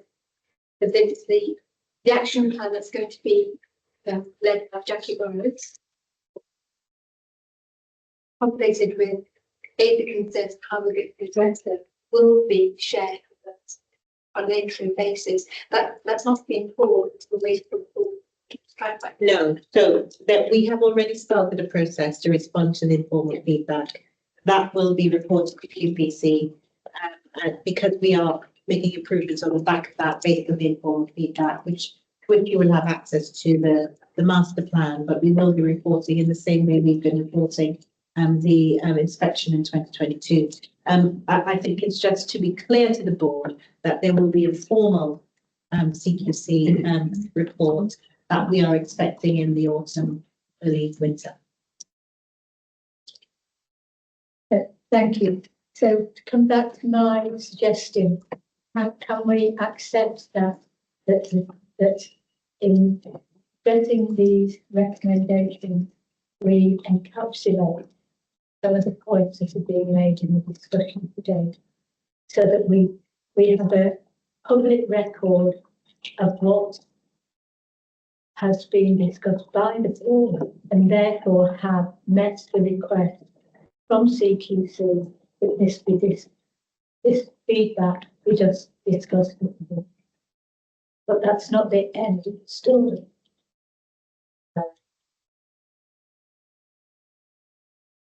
Thank you, colleagues. Can we move on then to quality and performance? Ravina, turn to you. Thank you, Chair. I'm very happy to present my reports, but I'm mindful that we're going to be discussing a few substantive reports following me. Would it be a good time to have a short break? Sure. Yeah. 10-minute break. Thank you, colleagues. Could we move then to the Quality and Performance Committee? Ravina? Yes, Chair, thank you. Sorry, you were making a suggestion too, weren't you? Not only about the break, but also what we might emphasise. Yes, I was just saying that the following report is going to be quite substantive, and so a break would be very much appreciated. Thank you. So I'm going to speak to the triple both from 1930 September, and I'm going to present some key areas of note because you all have read in significant concerns were raised since the last QPC meeting. So my summary will be a much more in-depth summary because I want to highlight not just the areas of concern we addressed, but the risk associated with them and some of those reports we're going to receive from our colleagues, Faith and Annabelle, and from Heather and Beak, which relate to what else we know and how are we going to ensure in our colleagues. So I begin with the urgent and emergency care. Colleagues will note performance in urgent and emergency care remains off track with persistent issues in non-emergency breaches and emergency department processes. The current improvement plan has not delivered anticipated outcomes particularly with increased patient acuity. We are testing and executing tools in our ED department, but further actions are required to address these systemic delays.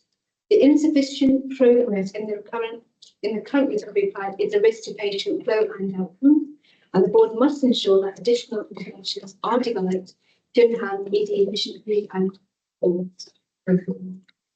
Under planned and cancer care, the trust met its 78-week target in July, but concerns persist around 65-week wait, particularly in specialties like neurology and dermatology.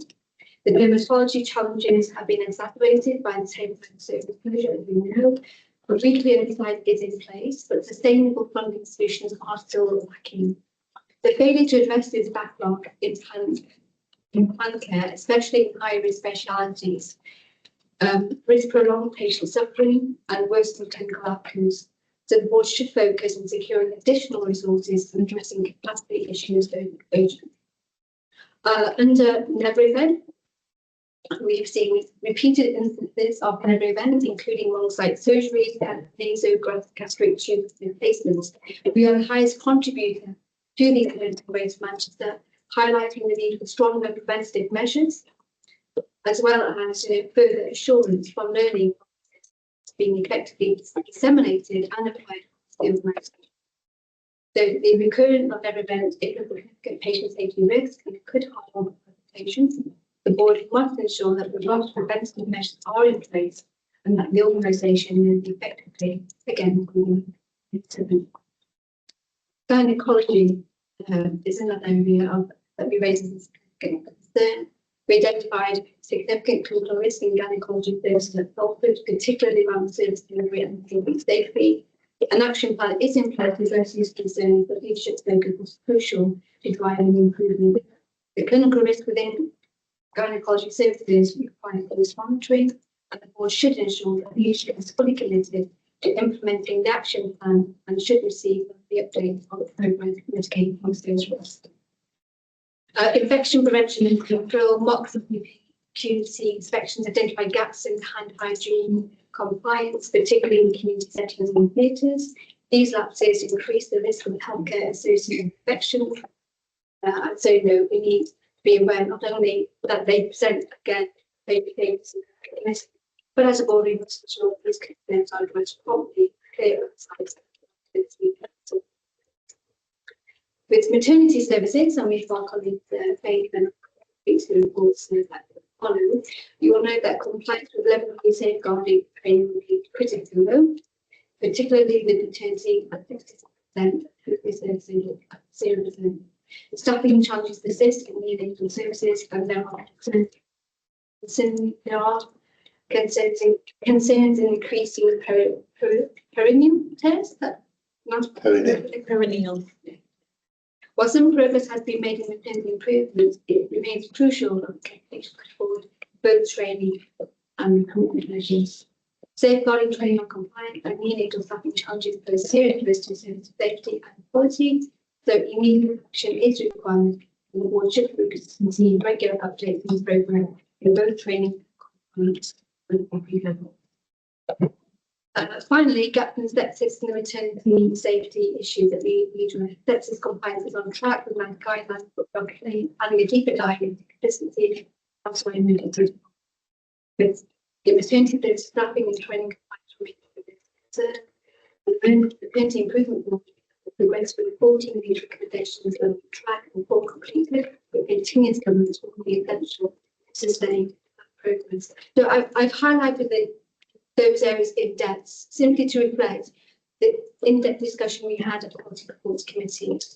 We had a meeting scheduled for 3 hours, we went on for maybe 4, due to the standardised and addressing, but you'll notice, colleagues, that these are significant news. We need to be mindful of the oversight, not just within QPC, but at board level.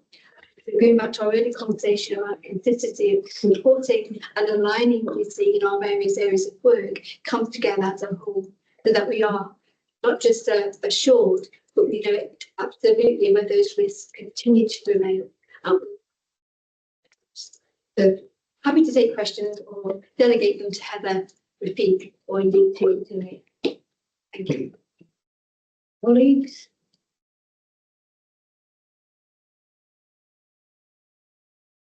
So, I'm sorry. Sue? You're in, I think you're in mute. Yeah, thanks, Chair. Can I ask about dermatology and what's happening with addressing the ongoing issue? The last I'd heard, unless I've missed something, is that Tameside were going to restart their dermatology service, and we had a very preliminary business case to the Research and Innovation Committee. But meanwhile, we appear to be just trundling on and trying to do our best with this. Did the committee receive any updates on what's happening, Rabina? Yes, because I'm going to hand over to Leah to provide the wider context of dermatology. Okay, so Tameside have resumed a very small element of their dermatology service, and we do send. We had an agreement of 50 referrals that is currently capped at 40 referrals per week to Tameside. So some services have resumed, but very small, and the conversations are ongoing with Jude and Owen in terms of funding the dermatology service and what that will look like as a GM, as us as the lead providers for GM, and from an operational point of view in terms of how we're going to tackle some of the demands and the weights. We have additional capacity coming on board in October through outsourcing and insourcing, and we also have had skin analytics approved and that second read approved, which board members may note that it was something that NICE didn't approve, and so we to not have a second read. So that second read is now being funded, and we will gain a significant proportion of activity that will help with dermatology. Okay, and the business case for the kind of hub and spoke model? And that's part of the conversations around how it will be funded, and it's part of the strategy work that's ongoing in GM. But I can follow that up, Sue, and get more of an update for you. Thank you.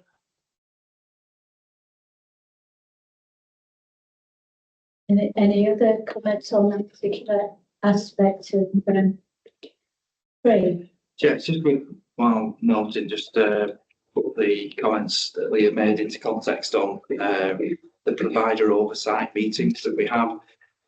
We'll be talking a little bit in part 2 today about some of the responses to those, and it's been brought up as a specific action, as Leah's describing, around the funding model behind the dermatology, because where we do have resource issues, as in people resource issues to deliver this, there is an insourcing or outsourcing solution that does require funds. So it's possible operationally, but does need to be backed up by the finances. Hence, it's now a formal action between myself and the Deputy CFO of the ICB, David Warhurst, to resolve that matter with the Chief Finance Officer at Tameside. So we're just sort of working that through now, Chair. Thank you. Any other questions from colleagues? Christy, are you pondering whether to come in, ask us to make one of it? I don't think I should at this point. Thank you, Chair. I just wanted to expand on the point that Rabina made about the zero training in one of our hosted services. For clarity, that pertains to the service in Salford who support refugees. So it is a significant gap in their training that currently there's no one trained to level 3. However, the safeguarding team, they are aware of that, and they have bespoke support and in-reach from the safeguarding team to mitigate what those knowledge gaps might present in terms of risk. And there is a plan to get that training up and running, but the team are very much working alongside the hosted service to ensure that that lack of training doesn't materialise into any risk. Thank you. Miriam. And apologies because I've tried to find the appendix with the action plan, and I know you mentioned there's a detailed action plan to close a number of risks that you highlighted or issues that we've got. I guess my question is, what's our level of assured or confidence in delivering that action plan? Is there something else that the board needs to support? You mentioned the number of areas that need more resource. What's our level of confidence in delivering those actions to close out the issues? Which issues are in particular there? So I think in Robina's update, there's a number of areas where there's potential for patient risk by events if we don't resolve all these different actions that are in the action list. So what do you support the action list? I guess my question is, what's our level of confidence? And I've tried to find it. Yeah, what's our level of confidence that that's on track, that we have everything that we need to close it out? We need any more support from the board, what do we need to do differently? Yes, of course, we'll be enterprise. So the one of the things that Robina mentioned was the never events, the fact that there was a report that came to BBC detailing the extent, the types, and the actions. The assurance that we have of the support around that is that we've commissioned our internal auditors to do a review of our learning, our approach to learning from never events, and also looked into our Lot 6, our local surgical intervention policies and programs. So there's a range of work that's been done as a result of that. And of course, the internal audit program will go to the audit committee to monitor improvements and keep that on track.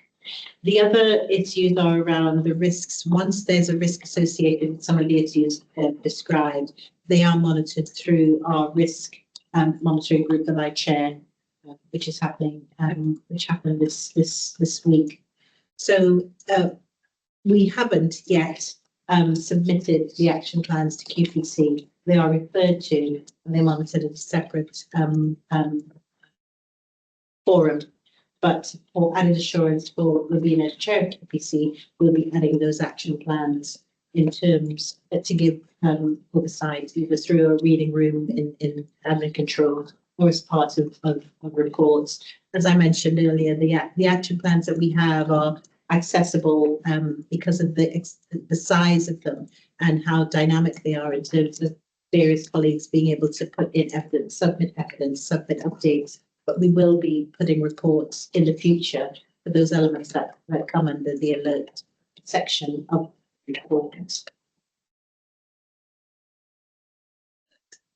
Thanks for clarifying. So is this a different point because I think at Lorna is one. Thank you.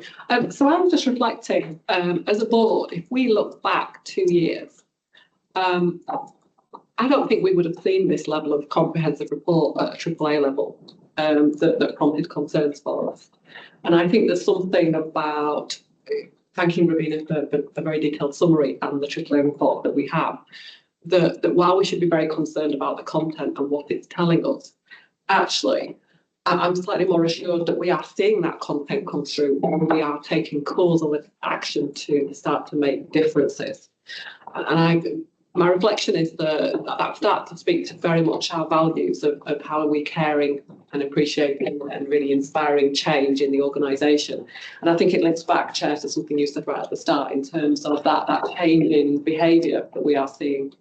And that linkage directly back to what we are trying to do with the clinical leadership model about bringing clinical voices right the way through so that we have broad understanding and can see and take actual effect.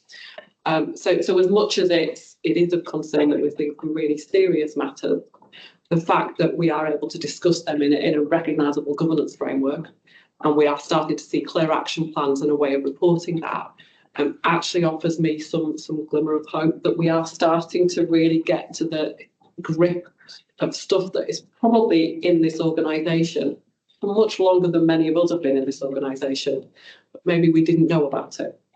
So I wanted to just bring us back to that point, because these are heavy subjects, but I think it's important we reflect the journey we're still on. Chris? Yes, to echo that, Lorna, and Rabina very helpfully has given us a quite detailed report on some of those things, but necessary, because I think, my reflection on the meeting was exactly what you said, that the level of risk that this organisation carries, not in one or two places, but across the board, is really quite high, but very high. I think that's illustrated by what Rabina, the way that Rabina described it. There are some good examples, aren't there, that we heard of proposals and plans and arrangements to address them. But there are other risks that we didn't hear about, that we didn't hear. So I think you're right, Lorna, that having it is quite explicit like this is great. But it would be great also to see as explicit the sort of levels of assurance around these things that we probably don't see at the moment from the discussions that we have. I mean, the meeting went on for some time, essentially because we were probing around those assurances, trying to extract those assurances from the information provided. So I think, that's the reflection of the new person. The level of risk, it does strike me, is very high. But I think that comes out. We should be, we should be, as a board, be aware of it, but we should also be aware of the things which are being done to address that. That's, and on reflection, thinking about the discussion in the meeting, there were many areas where I was thinking, well, there's more that could be done here. I think that's a great big risk, but people are doing the things which need to be done. That's operation and clear. So, right? That's a reflection of the first meeting. Thank you for the important point. Thank you. Rafiq? Thank you, Chair. So some of it has been covered. I do again want to reiterate a bit about it is good that we're uncovering these issues, some of them which are legacy. On specifics, just coming back to Miriam's question, I'm hoping to just supplement what Heather said. So never when some really focused work is happening, there is learning that needs to be taken from other organisations as well, because there are other organisations in the GM system who were essentially the biggest contributors and have been able to turn that around. So we are working to communicate with them and just learn the lessons from them as well. Gynecology as a word will get the opportunity to get into a little more detail. Leah is leading a task and group which brings together the multiple strands, because there are different strands to this. Some of patient safety, some of them related to resilience of the service and operational stability, and some of them sit under professional standards. So that's coming together. The assurance bit, specifically around gynecology, would be a bit of an evolving, emerging piece, because it's a relatively fresh issue, and we're bringing multiple strands together, and also ensuring that in discussions with the regulators, we're involving them and bringing their perspective into the discussions, etc. Thank you. Miriam, did you want to come back in again? You could. No, I think it's been covered between the responses. Thank you. Okay. Are there any other comments and anything else to want to bring our attention to, Ravina, before we go on to the quite happy for subject. I think, did you have something? It's for the purpose of the minutes, a couple of points of accuracy on the report, but just for clarity, there's a little mistake about the numbers around UPC AAA report for August on page 4. It's only because I know these numbers far too well.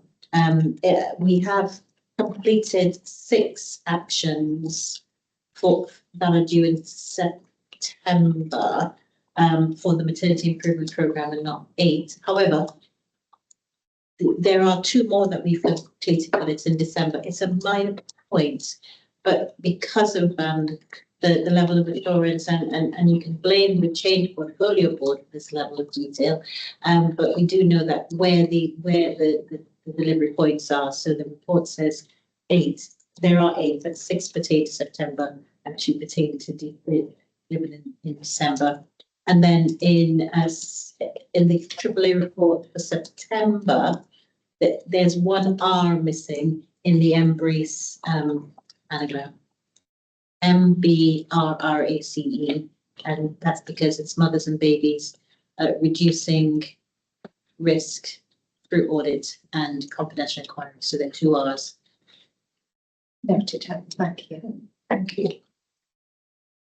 Pales in comparison to what people said, but I think it's just in terms of what accuracy. Thank you. Just a quick comment, if I may, Chair, on the back of what Heather's just said, and that's about having accurate information at the time of publication, because we make our decisions based on what we see and what we read. And therefore, if there is a slight change, we need to be made aware of it. So thank you for presenting that. But it is a lesson there and how important presented and the urgency required to address any inaccuracy quickly, because it just affects how we then think and interpret information. Thank you. I just to emphasise, these are matters which go into the public domain. So, matching the minute and paper information. Thank you. Under the policy performance, we've got the Appendix 1. And we've been asked to review that because it had been intended to go to QPC, but it didn't do. So we actually have to put some focus on it. So are there any comments or questions colleagues have got about the EPR standards? We did discuss it, didn't we? We did discuss that. Yeah, it's anything to you take it through that. Yeah, there was a brief discussion, I think, touching on it, that it needed to come here. It's our annual audit that's required for us to submit. For the emergency prepared resilience and response assessment is the correct title. There are 2 key areas, which is why we're submitting ourselves as partially compliant. One of those is hazmat CBRN, which is the hazardous material, chemical, biological, radiological and nuclear plans. So we did have, post this paper being submitted and our compliance being submitted, we had our assessment yesterday with NWAS face to face, and they've raised on one quality issue around our radiation calibration machine, so that will go through as a pass. But at this moment in time, until it's been through our resilience forums, we are submitting a partially compliant, and it's ongoing work. The second key item is some aspects of digital, but they have a plan to get us to compliance, fully compliant by the end of March 25.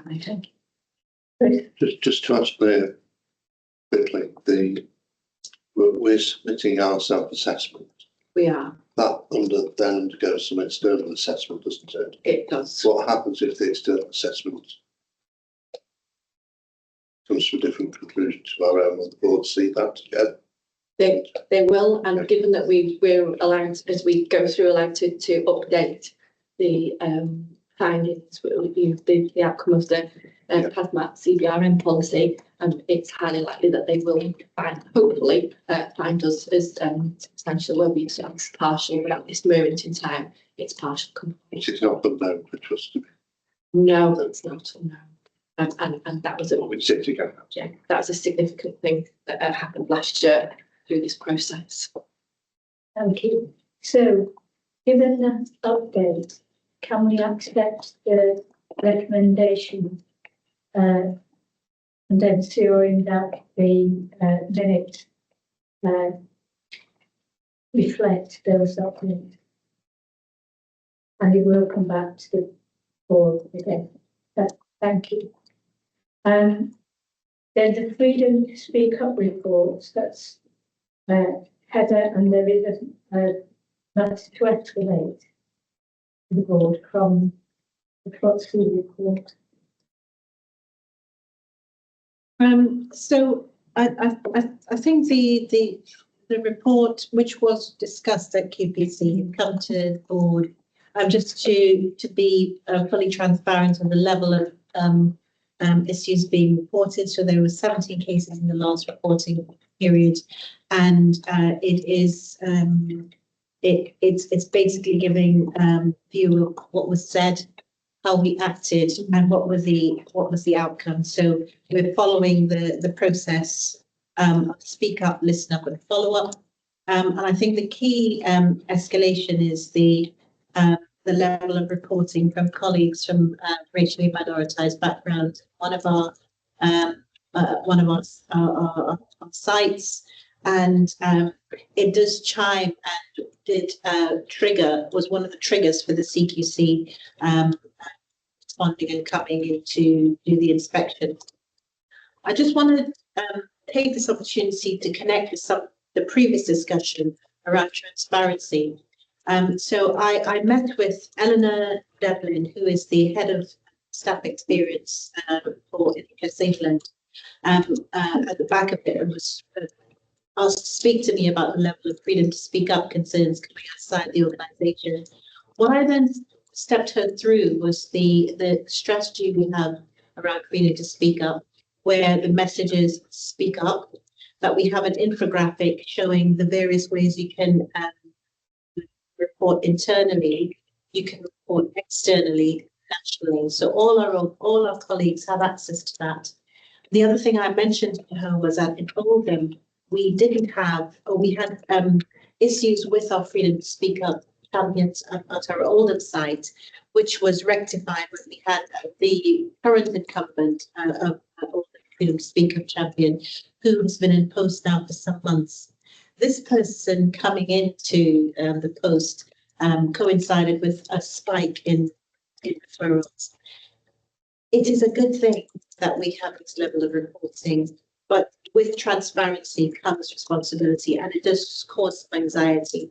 The other spike that was referenced was in October, and October is Freedom to Speak Up Month. Again, another trigger for people speaking up, and just not only internally, but externally.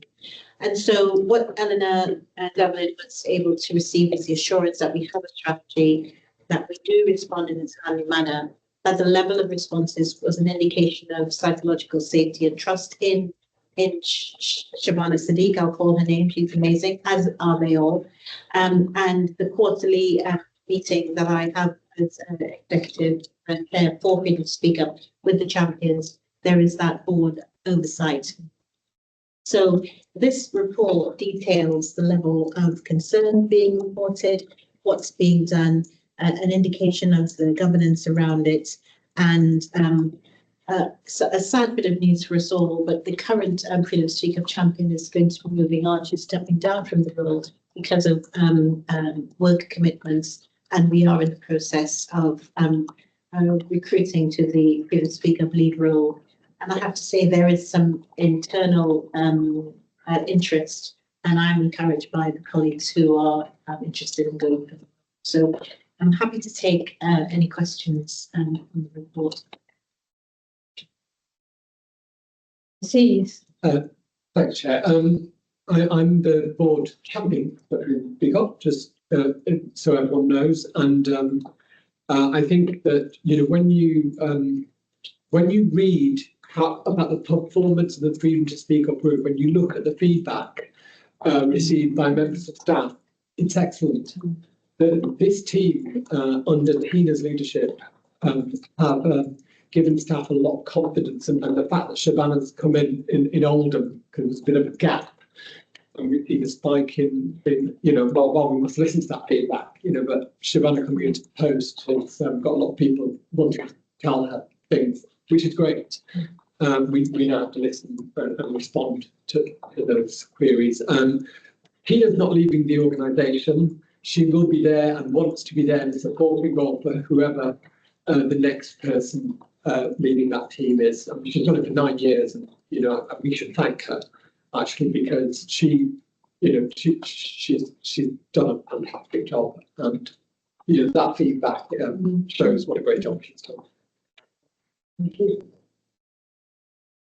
Sue. So you're on mute, Sue. Sorry. Can I ask about, am I getting the right end of the stick here? That one of the reasons the CQC came in to inspect our services was that staff had contacted them about problems of continuous flow. And if so, have those staff actually used the Freedom to Speak Up service before they did that, or not? So shall I answer this, Chair? It wasn't about continuous flow. They didn't use those words, but they used words they used experiences of people in certain parts of the pathway. So in the emergency department, in the assessment unit, on wards, in areas which sounded like what might happen in a continuous flow scenario. And so the CQC, I did ask that specific question, whereas those words weren't used, the hypothesis was the poor experience that was being raised and estimated was associated with a pathway change. So that was the CQC's framing of what they were experiencing, and that meant that one of their key lines of inquiry was around the continuous flow model and how that was being managed. In terms of your second part of your question, Sue, it is not necessarily sequential that people report. Our message is that by whatever means, if you don't feel safe reporting to your line manager, these are the routes you could use. It is an indication that if people go outside the organisation rather than inside, that's something for us to look deeper into. And yes, no, colleagues did not report internally first. The majority had reported externally to the organisation about these concerns, and having reviewed in my quarterly meetings, issues about the pathway change, per se, were not some of the issues of Oldham. There were issues around colleagues in maternity services had raised issues, which, by the way, were addressed almost overnight with the response from management. There were concerns of surgical admissions about theatre capacity and how colleagues were being asked to work outside of their scope of practice. There were other issues in Oldham, but not about. So we can surmise then that colleagues went outside the organisation first, rather than raising them internally. And that's information. That's information about how safe people felt to raise it. So that's something that we'll be addressing as well. Okay, so I assume we would hope that colleagues would use the Freedom to Speak Up service more before they went outside to share their concerns with external agencies.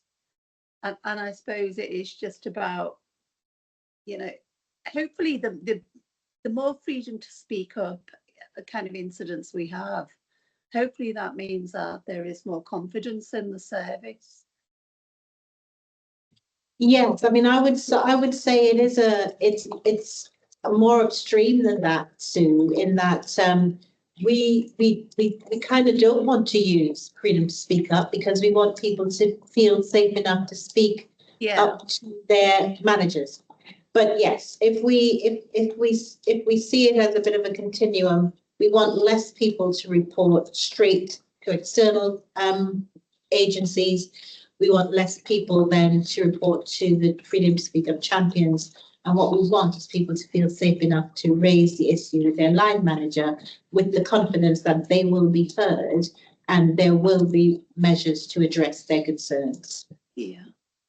And I suppose I raised this because the other organisation that I work for had a lot of issues with staff going to the CQC, to the press, anywhere but, you know, because they felt their issues weren't being addressed within the organisation.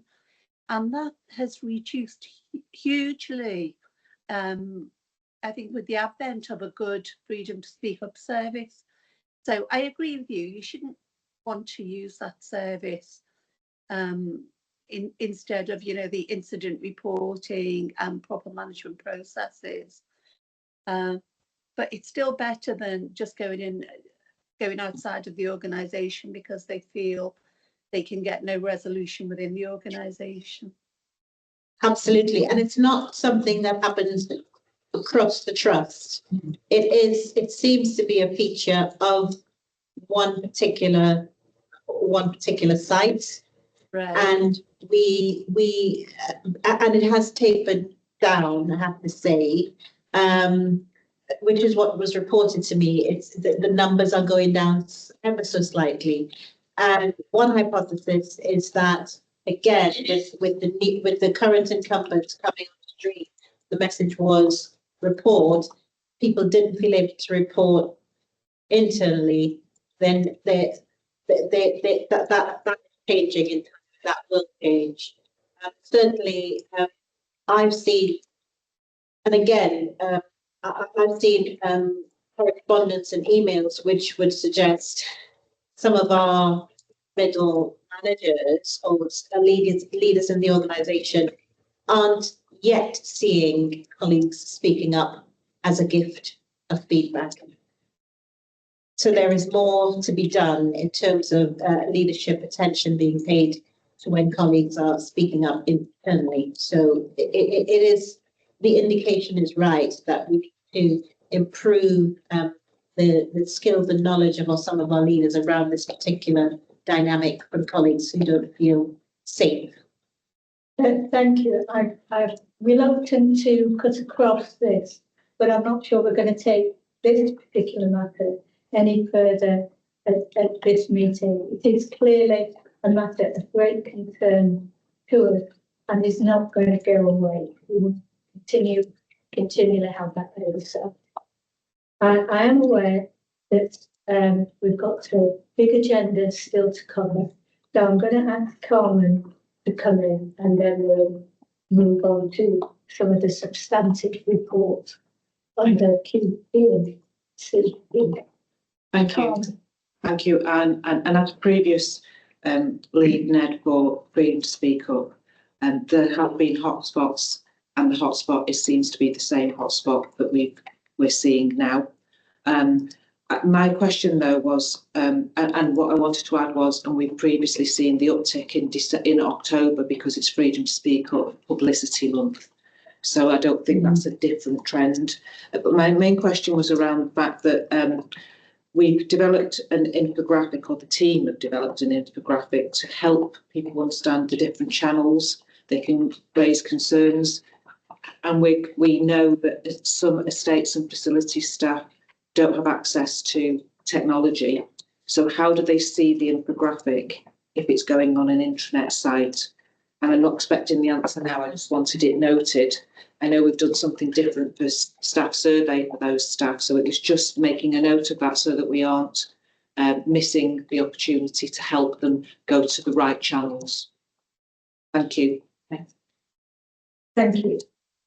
Could we move on then to the substantive matters under the QPC report? And first of all, we have the perinatal quality surveillance report. Heather, would you like to introduce it? Especially as this has already been to Q&P on what we're specifically asked to do. Yes, there are two reports, and our colleagues are here to feedback on the first one. I'm not going to say much other than to introduce Faith Shields, who is our Director of Midwifery, and Annabelle Deer, who is our obstetric lead. So over those. So it'd be helpful, Faith, if you could direct us to the questions that would be most beneficial. Colin.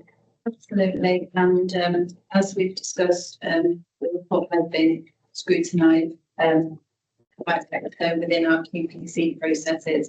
So I just really wanted to answer to Ravina's point in her alert within the QPC report around the training compliance.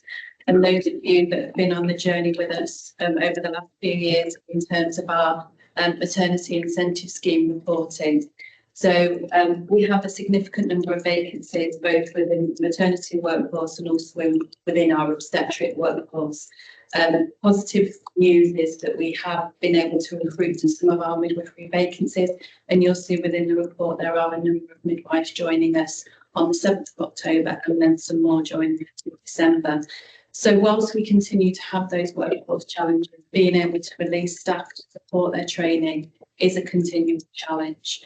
And Annabelle and I have been working quite closely with our education team to make sure that it's mapped over the course of 12 months so that we don't find ourselves in a position where we have a huge number of staff that need to be trained or are falling outside of our normal compliance levels, because that's obviously a concern with safety. So we've mapped all the members of both the obstetric team and the midwifery team into our training compliance, and we are assured that we will meet the maternity incentive scheme requirements by the end of December. All of the staff have been allocated on the roster as well, which is also important. So what we don't want to do is roster them and then try and take them out of the clinical setting. But it is challenging. And also the amount of training, as you'll be aware, that we need to do with maternity service has increased, so that demand is bigger.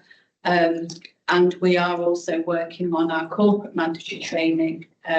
And you'll remember that we started from a very low bar in terms of our corporate mandatory training. And we are now between 85 and 86%. So again, significant improvements, but still some way to go. And what we're trying to do is balance service need against the risk of people not being trained, and working on those areas of training and prioritising the areas where there is a significant safety risk. So that will be related to the emergency skills and skills training, but also the fetal monitoring training, which are the two key components of the maternity requirements. I think within the paper as well, you'll also see there are a number of additions around the maternity incentive scheme and appendices that you need to note, particularly around the newborn neonatal staffing requirements. So that is within the paper, and just to say we are compliant with BAPM, which is the most important area for our maternity incentive scheme.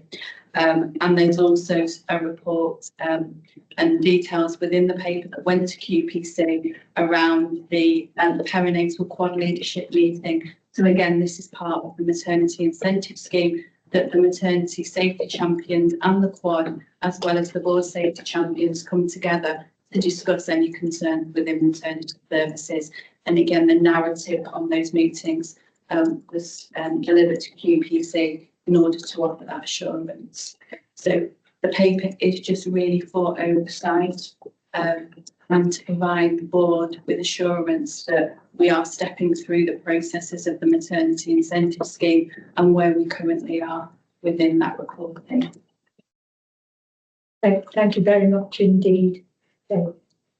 I think it really must be an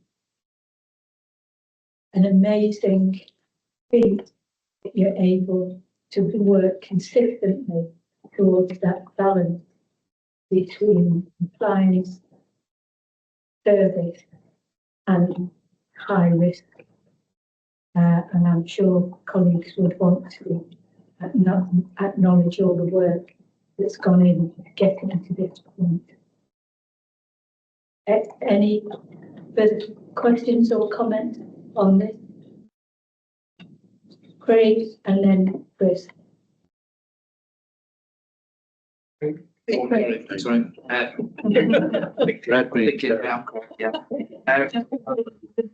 I've learned of this.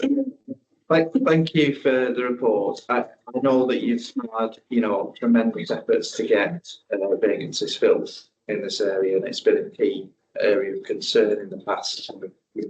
Even though we've put funding in, it's been difficult to fill those roles. But you do acknowledge that you are getting there in terms of recruitment. But obviously, it's only good if we can in those staff and we're not seeing attrition levels either increase or counterbalance our efforts. So I'm just wondering about your degree of confidence around, the new recruits that we've got coming in, that we're able to see some signs that we can retain them and get those vacancies down in a sustainable way, which has been a difficulty in the past. Yeah, I think it will continue to be a challenge.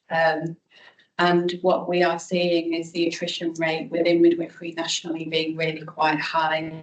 And we have put some other systems in place around, got a retention midwife who was nationally funded due to the concerns, who support early conversations with people that might want to be indicating their desire to leave midwifery or to relocate to another organisation. I think the other thing is that we have invested significantly in our education team. So what's actually absolutely key is we've got people working within the practice education role, not sat in an office or not just delivering training, but working alongside our newly qualified midwives, because that transition is stark. And it's about how we support them to transition from being a student into that newly qualified role. We've recently reviewed our preceptorship programme, and that is key to the success of retaining them as well, and that investment in their development and learning. I think what's key in the next 3 weeks, so they start on the 7th of October, what's key in the next 3 weeks is they get a fantastic induction and a good experience, and then we follow that through. So they'll all have a period of supernumerary time in all of the clinical areas and making sure that we consistently deliver that, because when acuity is high or when staffing is low, the immediate instinct is to say, well, actually, you're doing really well, you might not need quite much support, you can take a lady, and we pull back from that dedicated time. So the message is very clear. We need to support them both in their induction and in that initial getting to know us period, and move them through that. We're very lucky. A lot of our newly qualified midwives are our students. So we already have that relationship with them. They're not worrying about how to log onto a computer or what the key code is or how to get things, because they've already been with us for those 3 years. So that helps, but we shouldn't not have the same level of focus just because they've been with us. So I think it's still challenging, Craig. But what we need to assure ourselves is that we're doing the best that we can, but also that we're getting feedback from them. So if they're not having a great experience, that we put interventions in before it's too late. Thank you for that. I think the feedback will be really important, that feedback loop to learn real time if we can make adjustments. Yeah. Thank you. Thank you. Chris?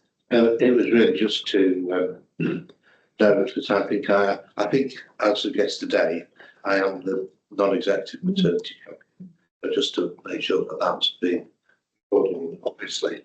I look forward to talking to you, Ben, and others about how that works in practice. Like I say, this looks like a really comprehensive set of reports and data, so it was a good start for me there, because there's plenty to understand and work through. Really interested to hear your assessments of the the key training things, which I know from experience elsewhere, the CQC are particularly interested in. People monitoring, of course. Obstetric hemorrhage is the other thing that they tend to be very interesting to take up. These are the things expected. Anyway, I look forward to having the discussions with you about the job people and with Heading of course as well. Rafiq, then Jade. Thank you, Chair. So thank you both. Excellent report. Just 2 points for me to raise. I just want to emphasise a bit around training compliance, which, as you know, has been a bit of a topic of discussion. Recognize some of the reasons, but it's about the right time for us to ensure that we have a plan that ensures we have right trajectories, and any support that's required, just let us know so we can support you in that. And the second point, I can't quite find it now, but there's a comment in here about the GMC survey and improvements. I'm not sure necessarily that is entirely accurate. I think there's been improvements in bits, and so we can pick that up as a conversation, and it will come to People Education Committee for further discussion, because I think there remain some concerns about the GMC training perspective. Thank you. Thanks, Chair. On page 16, there's a reference to the output from the work with the Racing to Health Observatory. I can't say I understand all the specific proposals in that paragraph, but overall, I think I was expecting something a bit more fundamental from that work. I may have misunderstood the terms of reference, but any comments on that? Are we getting from that joint work what we need? So the Race and Health Observatory work has been ongoing now for about 9 months, and the main element of focus is currently around our population and equity of service for our women. So there is another strand of it that relates to workforce and making us an inclusive workforce, but the primary focus currently is around access for women into the observatory service. So we have a small team where we meet with the Race and Health Observatory on a monthly basis and have what are known to be coaching calls. And the project that we're actually working on is around women from South Asian communities who are diagnosed with gestational diabetes, because what we know is that group of women are at an increased risk of having gestational diabetes in their pregnancy. And normal process is that they wouldn't have a test to diagnose it until they were 26 weeks, following normal kind of national maternity pathways. But what we've identified is in that high-risk group of women, an earlier diagnosis of gestational diabetes might optimise their outcomes.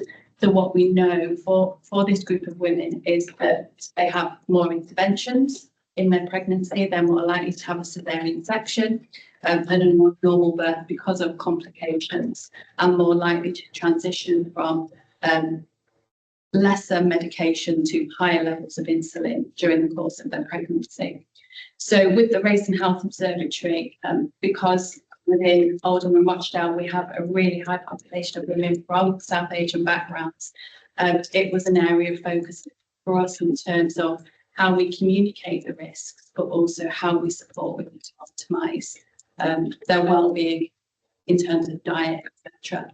And what we noted was that a lot of the dietary advice that's given to women nationally is based on an English UK diet. So one of the strands of the work is as producing an infographic that provides dietary advice to pregnant women that is relevant to their diet, and a lot of the misconceptions around their diet and what they eat, or what they should eat, or what they shouldn't eat. So that piece of work has been really, really positive, and we have also started now testing that group of women at cooking for predictors of gestational diabetes. And just this month, there were 4 ladies that we diagnosed at booking with gestational diabetes that normally wouldn't have been diagnosed till 26 weeks. So the ability to input and give that public health advice and optimise them coming much earlier. So it's very early on in the whole quality improvement piece of work, but it is something that we are going to be showcasing at our LMNS regional midwifery assurance visit on the 6th of November. because the early signs are showing us that it's a positive intervention. Once we've completed that, we'll then move on to the workforce areas as well. That will be a really good piece of work. Thank you. Can we move then to the maternity improvement? Sorry, no, it's very quickly. Faith, I'm just referring to one of your recommendations for us to record in the minutes discussion pertaining to maternity incentive scheme SA9, and just wondered if you wanted just to take us there, just to make sure we've got a reference in the minutes. Yes, so Safety Action 9 relates to the perinatal quad leadership meeting I referred to a moment ago. So it's just for the board to note that a report of the minutes of the meeting, but also the terms of reference for the meeting, has gone to QPC and oversight has been given through that process. Thank you. Heather, would you like to introduce the maternity improvement? Yes, yeah. So I'll be presenting that that paper, the maternity improvement programme, and I wanted to, if I may, assume that the paper is read, but take us through just to emphasise the point that the board, although we did have a workshop on the niche review, this would be the first time that we are discussing the niche review itself at our public board. And also to note that it is the niche review that underpinned phase 3 of the maternity improvement programme.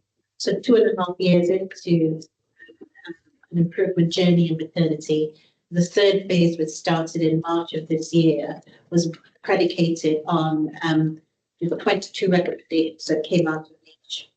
And so if just to briefly take you back, it was in autumn last year, this time last year, we proactively, 2 years ago, 2022, we proactively commissioned an external review to look closer at some aspects of our maternity services. And we had been working with niche previously, but we had looked at the recommendations they presented at the time, would have been summer of 2022. And it was not addressing the concerns we were having in real time around our stillbirth rate at the time. And what we then did was change the recommendations of the niche review to focus on our stillbirth rates for 2020, 2021 and 2022. So a 3-year look at our stillbirth rate over that time.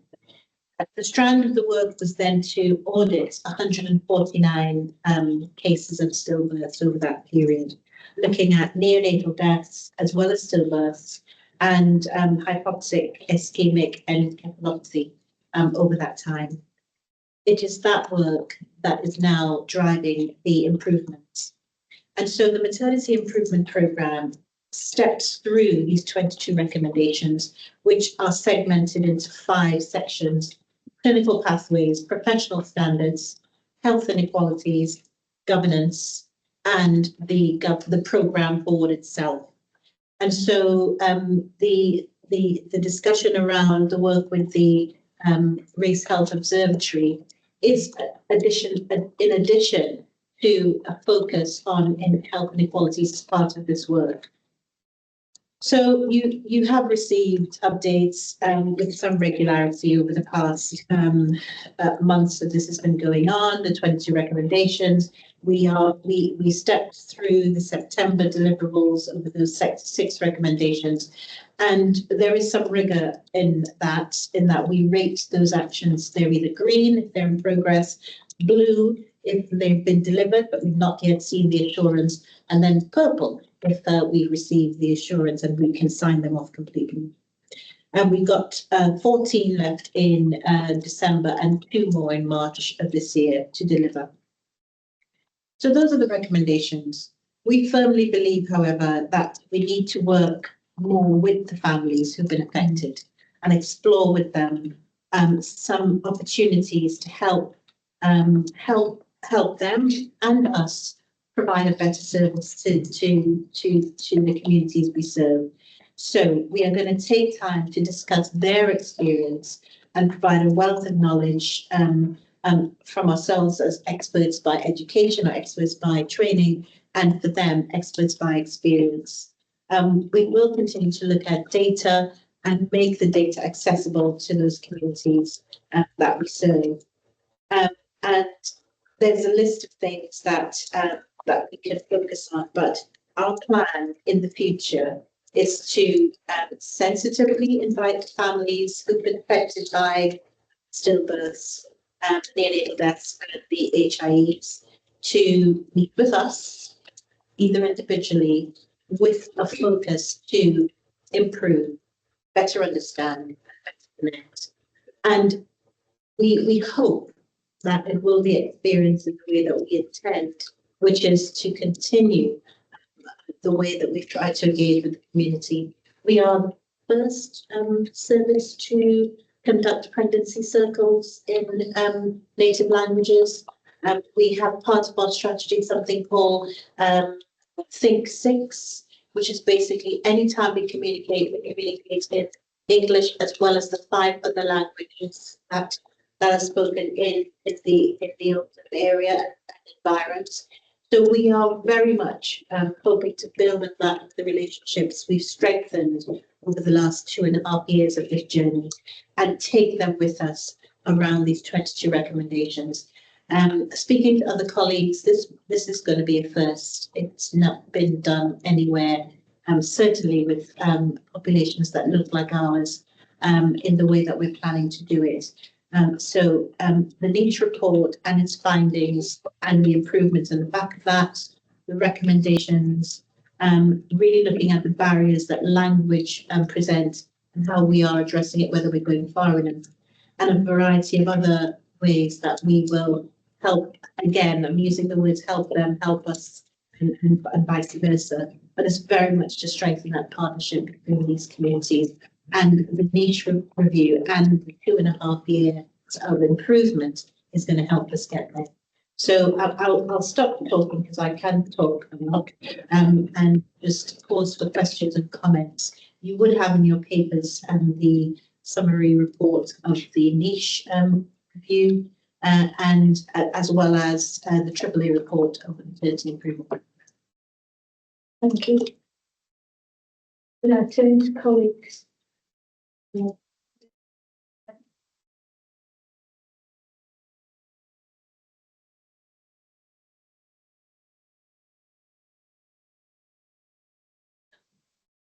Ravina.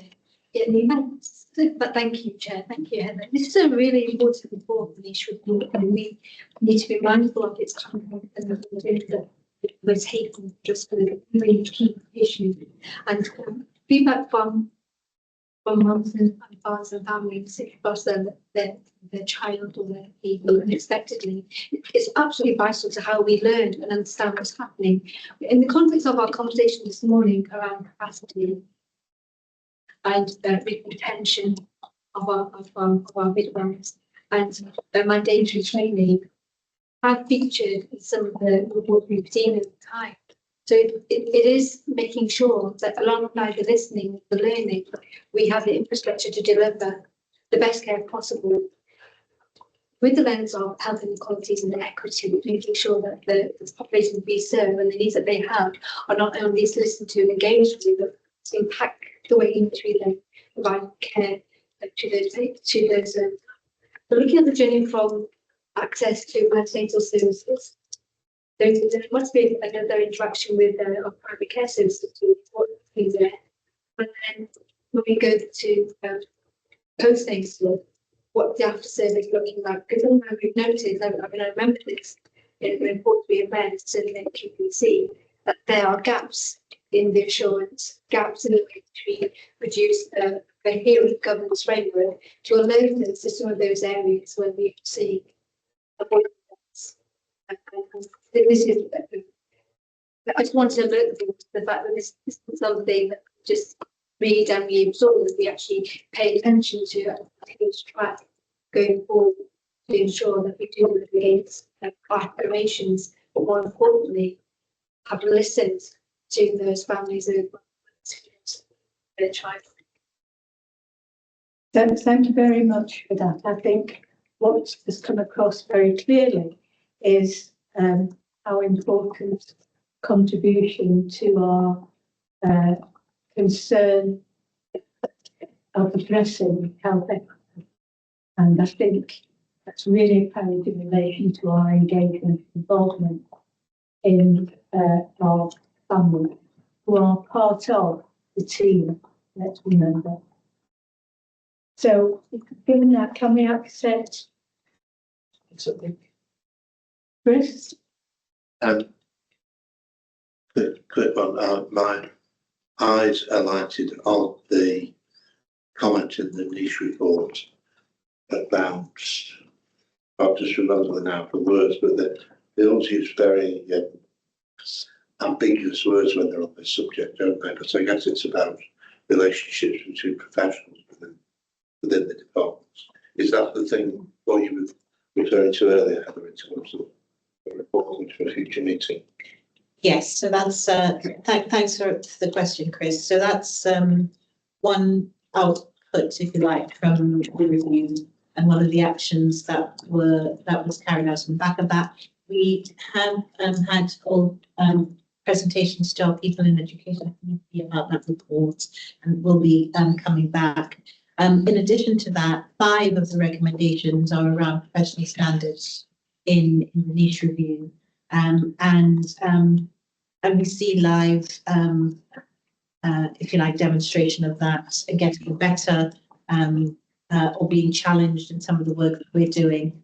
The other thing I will say is that there is something about role modelling that the colleagues, and without embarrassing Annabelle and Faith, we have exemplary role models in how that's done. They might not forgive me saying that there have been challenges to that, where their respective colleagues would sort of come to them and perhaps complain about the other workforce group. I think it's a work in progress, and what Annabelle, Faith, myself and Rafiq do is that we really impress upon each other that the working together, civility save lives, and that's actually now a campaign in the maternity improvement programme, that how their colleagues work with each other will have an impact on the safety of mothers and babies. There are challenges, there continue to be challenges on that issue, and the culture report, whilst it's historical, the action plan is ongoing, and we get that update in some detail next week. Thank you for the word about because it's an issue which I think a lot of people think underlies many of these maternity recommendations, and it's very rarely explicitly addressed or acknowledged. There's sort of dancing around it in many reports. So I think you can't address it unless you can't address the issues unless it is acknowledged explicitly. Thank you. Can I just confirm that we are set to take note and acknowledge those reports from both the Maternity Improvement Board and also the niche report and the action? Thank you. Can we turn then to people in education? Rashid, and can we assume that people have read the paper? I'm going to start with that maternity, actually, because we, sorry, let me just find it. The committee received an update on the action plan, which has been developed to address the issues that have been highlighted with team working and culture within medical teams and in the maternity service. And the committee have asked that the action plan includes owners and clear timescales. That is a work in progress, and we are working on that in People and Education Committee. And I think that ties in a bit with that CQC finding of hierarchy, issues with hierarchy. This is what we mean when we say we know some that the CQC came in and said to us. We're across it, and in terms of providing that evidence that the CQC have asked for, this action plan will go to them to say we know we have a problem. We have a plan to deal with it. So this will form part of the evidence, and then we'll see when the CQC come back, whether they think that's sufficient or whether we need to take more action. And obviously we'll listen to that feedback from the CQC. And I just thought I might as well just do that bit straight away. The other bits I wanted to talk, a couple of alerts. I am not sure if these figures are correct now, because since that meeting in August, the sickness figures have been called into doubt a bit, but the figures we looked at showed a significant increase in sickness in Rochdale and in corporate estates and facilities. We requested that the Rochdale HR director come to be committed to talk a bit around that, and where those, triage it a bit and look into it. And we also asked that we split corporate and estates and facilities, because we know in all organisations, when you've got a big organisational change, there is an increase in sickness, and so that we wanted to separate corporate and estates and facilities to look if it was a corporate issue and whether there was a different estates and facilities issue. Can I get deeper into some of that detail on the increase in sickness? Because as you all know, we've seen a massive improvement in our rates. Actually, they've fallen for a year, and this uptick is clearly a concern. So we're trying to dig deeper into what the reasons are for that, so we can take the appropriate action. We received a quarterly update on the employee relations case, and we're still concerned about the proportion of BAME colleagues who experience a formal ER process, and whether we've asked this to be fully reviewed, and we've actually asked for the NHS. I went to an NHS providers training course on this, and they have a guide on how we should be dealing with this, and this is something I've put to our new HR direction as well. That we need to be making sure we probably are doing most of the stuff in that NHS providers guidance, but we should be doing all of it actually. And there was one more, couple little bits. This resourcing team shortlisted. Did we have the result from the Nursing Time Awards? We've been shortlisted as finalists in the HPMA and Nursing Time Awards. It's on the 23rd of October. Okay, and the Leadership and Management Apprenticeship Programme won the Princess Royal National Training Award. And the CQC also looked at our apprenticeship programme and gave it, what did they give it? Good. It's good, but that's really great. Good. Thank you. And just one comment. I guess that focus on sickness is going to identify some timeline.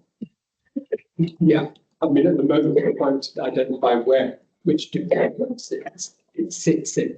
Then that will really enhance the assurance for the club. And are there any other questions? Can we move on then, please, to the workforce, race and disability equality? Gertie. Thank you, Chair. I will take the board as read, but I do feel it's important to draw a few items in the report out. We're asked to receive it. It's being published on the public facing website, as we're all required to do across the NHS by the 31st of October. And I want to draw some points out particularly because I think they go to the heart of our values about how we care for our colleagues and ensure all of our colleagues have a good experience, how we ensure all of our colleagues are appreciated and inspired. The workforce race equality standard and the workforce disability equality standards for the REDs or the DEDs, as they're noted in the report, basically look at the experience of our minority ethnic Black colleagues and the disabled colleagues. And what we do see in the report is that there is a clear differential. So we do have work to do to improve the experience of our colleagues so that that differential doesn't apply. I will pull out a couple of points, but I'm going to note for the board that the full RES and DES results and the corresponding action plans are in appendices 1 and 2. But the points I'll draw out particularly are there is an increase in the number and the diversity of our colleagues within across the organisation, which is positive. However, that's against a poorer experience for our Black and minority ethnic staff being appointed post shortlisting, and we see that the ratio is fallen to 1.73. There's almost 50% less likelihood of minority ethnic staff being appointed. We also see the increased likelihood of Black minority ethnic colleagues going through a disciplinary process, which we've already covered in terms of the People and Education Committee assurance. And clearly there needs to be more work done around that, and we will take that work forward and report through to the People and Education Committee. And again, the relative likelihood of minority ethnic staff accessing training is actually very positive, and we see the figure as lower than all, which is very positive. However, we have to see that in the light of less likelihood of being appointed, so it's not transpiring all the way through. In terms of our colleagues who have disabilities, we are seeing an improvement in the relative likelihood of being appointed post shortlisting, but again, this is something we do still need to continue to work on and improve. And I will draw out the significant improvement in the relative likelihood of disabled colleagues going into a formal capability process, where it was 1 to 2.79 last year. It is now down to 1.12, and I think that's very, very positive. And actually what it does show is that having focused on improving the experience of our colleagues with disabilities, it has made a significant shift. We do need to take this in the context of the experience we will come through the staff survey, and colleagues will be aware that the staff survey is now currently live, and we need to triangulate the feedback that we will get through that. As I said, there are detailed action plans in the appendices, and whilst we are seeing some good progress, we certainly have a lot more work to do, and we will continue to do that. I will leave it at that. Thank you, Chair. Thank you. Ravina? I always look around to see if anybody else would like to speak. I think, and Jeff, go first because I'm speaking.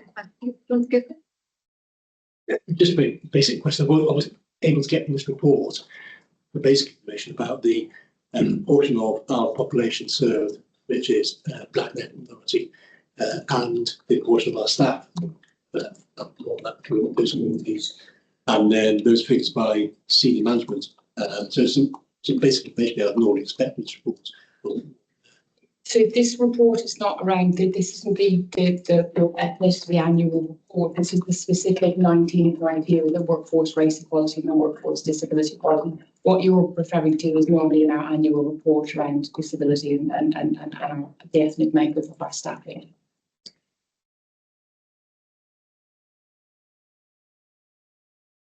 Thank you, Chair, and thank you, Gertie, for your first board paper presentation. At a recent meeting, I was told that the medical race equality survey wasn't done this year. I was very vague as to reasons and implications. Do you have any information about that? Is there anything else we need to do? I don't think I've got anything I can illuminate on that, to be honest. It's something I can certainly take forward outside of this. Ravina? Thank you, Chair. Thank you for your report. It's very interesting, and I'm really pleased that you focused on those two key areas of disparity for your colleagues with racial background and also disabled. I think it's interesting to actually unpack that if colleagues reach the stage of shortlisting, they're then not completed. There's something qualitative, qualitative information that we need to appreciate about why that happens. And I really feel that probably correlates with some of the other elements we're seeing in the cultural changing and transformative care that's by appreciate that you're into that. So something for me is how do you make that how do you make that journey relatable? Because if you read this, if you're less likely to actually be appointed, it's where am I going to start applying for posts? I'm not going to get any of there. Is there something else in the background? the more clarity and the more we understand about how feedback is presented to the sort of success with the report. And then I think it's always interesting to track those who don't make it the first time in a particular round, actually then continue because they've been forced to do so for another position, and then whether they are actually successful. Because there are trends in these sorts of behaviours and outcomes which really tell us a different story about what we think is happening in the organisation as part of the transformation, what actually it feels like to some of my colleagues. So it's just an area I feel it needs to further through. Another one is of course around increasing the disciplinary CC. So our chair and also with disabilities. So if you think about our discussion earlier on sickness absence, and we think about freedom to speak up, and within freedom to speak up, actually, what is often concern who didn't speak about are the anonymised reporting, which tells us, again, a different story that maybe the level of trust or confidence that our colleagues have to the name to what we feel is happening in an area which we, again, to consider. And recognising what the standards are there for. The point is, as a board, we need to not down, and we need to demonstrate how we are delivering against being a better outcome of meeting the aspirations of what this report is actually trying to justify going forward. So I mentioned a few things, and we're not going to be able to respond to all of them, but I would like to have some indication about how we embed the different methods, the understanding the danger we're capturing, how they impact on our colleagues' living experience of being employed in this organisation. If I may, Chair, I think what's really important is that you're drawing out, for me, the bit around the skills and the experience that and the abilities we equip our managers with. And Rafiq has already commented on the clinical leadership model, and there's a key component of that. It's around leadership development for managers and skills, and how we reset what we require our managers to do in the organisation. Some of this is about simply making people aware of it. So if we think about that likelihood of being appointed, it's something about us challenging quite overtly our inherent biases, being aware of them, making sure that we have cultural ambassadors on some of those panels and so on. But there's relentlessly focusing on inclusion, and inclusivity is incredibly important, and it goes to the heart of our values. So I think it's a journey, and I do think we will see more of it coming through the Education Committee. Thank you. Joe, do you want to make? Yeah, just one. It's only a small question. At risk of making myself look quite daft, but that's never prevented me. On the table on page 6, I'll just start back. There's an explanation on page 3 of how the ratios work. Yeah. And then just dialing forward to then the table. So on the appointment after shortlisting, 1.73 indicates that a white colleague is more likely to get appointed than a black and minority. Yes. On number 3, likelihood of entering then a formal disciplinary process. If I read that with the same rubric in mind, I think that a white colleague is more likely to enter a disciplinary process than black and minority. Yes, Nick. The logic. You're reading them. It's a black or minority ethnic person is more likely to enter a disciplinary. So for the one above, why isn't that true for shortlisting? Do you see what I mean? The logic has switched between 2 and 3. Because 1.73 at 2 indicates more likely for white. Yeah. Likelihood at 3 indicates more likely for. So I'm just. Yeah, I think what I would say is it's probably just how we've truncated this down, because the full sentence would have made more sense. Yeah. So there's a learning. The full sentence could say likelihood of a white member of staff. Yeah. It doesn't. It's been shortened to the point. I understand. Across this, because I am conscious how we've slipped, and that the discussion can be. I mean, we've had an indication of what the difficulty is. That this is clarified outside of the meeting, and that it can be put into the minute because it's the logic of it that needs clarifying by the wording which is used. Then that will clarify things. Heather? I don't think I'm the next person. Aziz? I just wanted to say that these figures on the rent shared data are telling us that we're treating people with disabilities and minority ethnic staff differently and to their detriment. When we get on surveys, our staff tell us that they know we're treating them differently. Our disabled staff tell us on our staff survey that we know you're treating us differently. And our 5 minority ethnic staff say, we know you're treating us differently. So,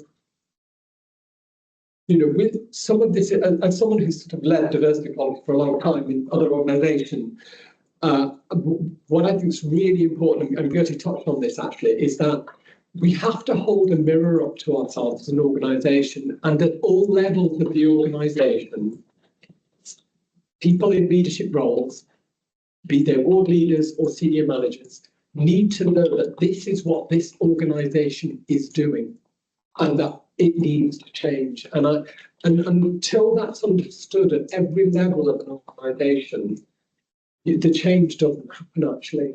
And there are 50% of NHS trusts have no difference between white people and minority ethnic people in terms of disability. So 50% of NHS trusts have already achieved parity on that one measure. You know, so we're in the 50% we haven't, and you know, we need to be cognizant of that as an organisation, and across our organisation, people need to know that, and I don't believe they do, and I don't believe they feel it, because if you feel that, and you know this is what we're doing as an organisation, you do something about it actually, and so I do think it's really important. The way, you know, obviously we've got to be sensitive, we can't escape this information because people don't want to be beaten up about how they are. However, we do have to hold a mirror to ourselves at every level of the organisation so that we're aware. Thank you. I don't think anybody would disagree with that at all. Miriam? I think it's good to see the actions that are being taken to address some of these. But I think we probably need to push them into something tangible. Where are these actions moving us to? So where do we want to be? I know we want to be better. What does better look like? And I know we can't achieve probably all of it, but we need to be able to say, for example, take number 7. Where do we want to be? Is that 80%? Is that, you know, good start? How do these actions get us to that? So I think the actions are there. But I guess the bit that I'm looking for is how they move the dial with some of these things that where can we be purposeful in driving these actions so we can tangibly come back tomorrow and say, actually, this is how we gain parity on this because and that's what we want to see. When we drive these actions, that's what we will see. I think to just make they seem quite qualitative to me to make sure that they drive.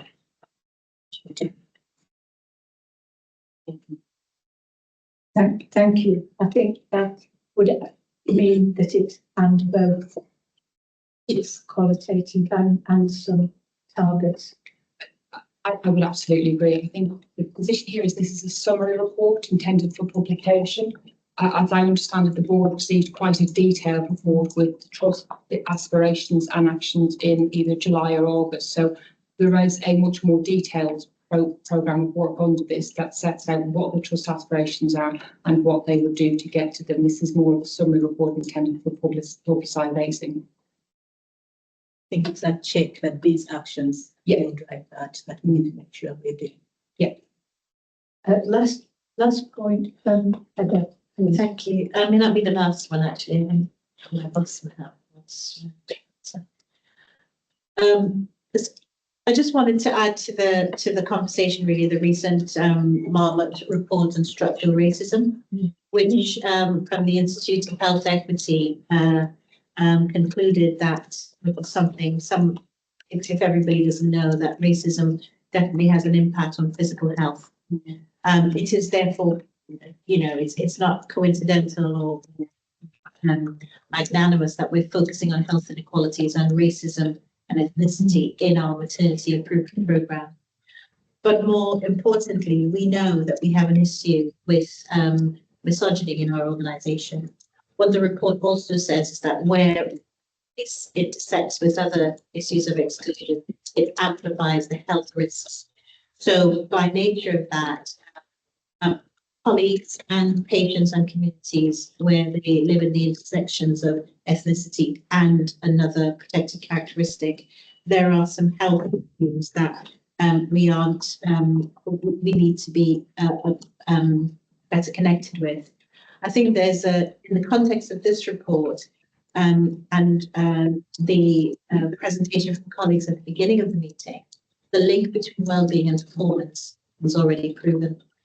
So if at this stage we aren't clear or we need clarification on what are some of the impacts of racism on colleague career progression,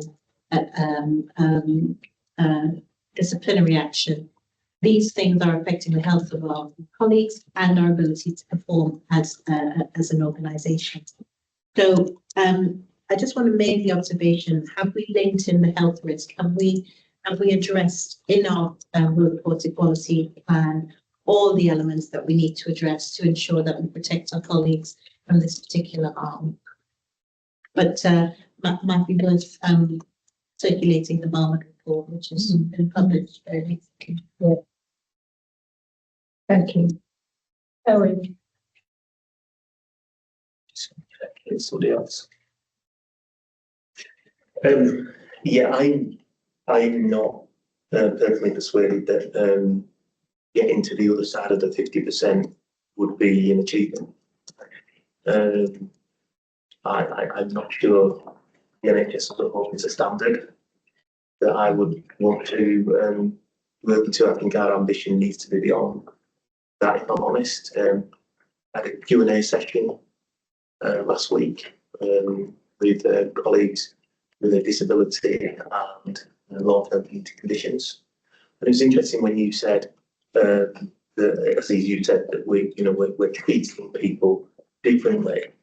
It's interesting because I think if some of those colleagues were in here, they might say, actually, part of the challenge is that we're just being treated the same. Yeah.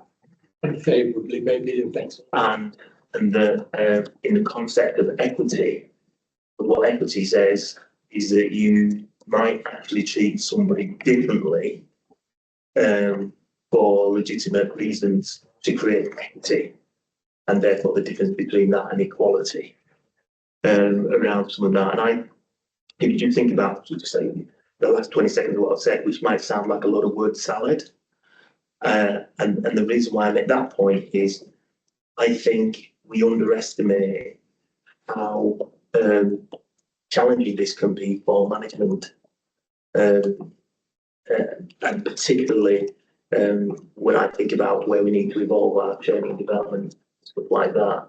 This is not easy. If it was easy, I don't think we'd be having this conversation. And it still feels like a young conversation in the NHS, despite the history of the problems. So I really like to, some people have talked about it, and one of the things that with Gertie wanting to work in is developing things like the angry people strategy that we talked about. I'd really like to see some of that stuff come to the fore now, and that's where we really look to recognise people for their whole self, and not just, for example, the non-executive director, chief exec, the band, whatever, but actually we recognise, Rafiq and all the other stuff that he does in the charitable world and the community contribution that he makes. I think that is a better route map, and a route map that might get some colleagues who are finding it difficult to become engaged, or in managerial positions, or it's not that they're finding it difficult to engage, they do see the issues, but they're walking on eggshells trying to deal with it. And I just part of what I'm articulating here is if we keep on doing what we think we've always done and think it's going to somehow make a difference, I don't think that's the case. And that's why I think we do need to invest some time. It's one of our objectives about the anchor people thing. What do we mean by that? What does that look like? Because I think, certainly speaking to some of those colleagues last week, them being seen as a whole person, and for example, the person who works from home all the time, well, what does that feel like?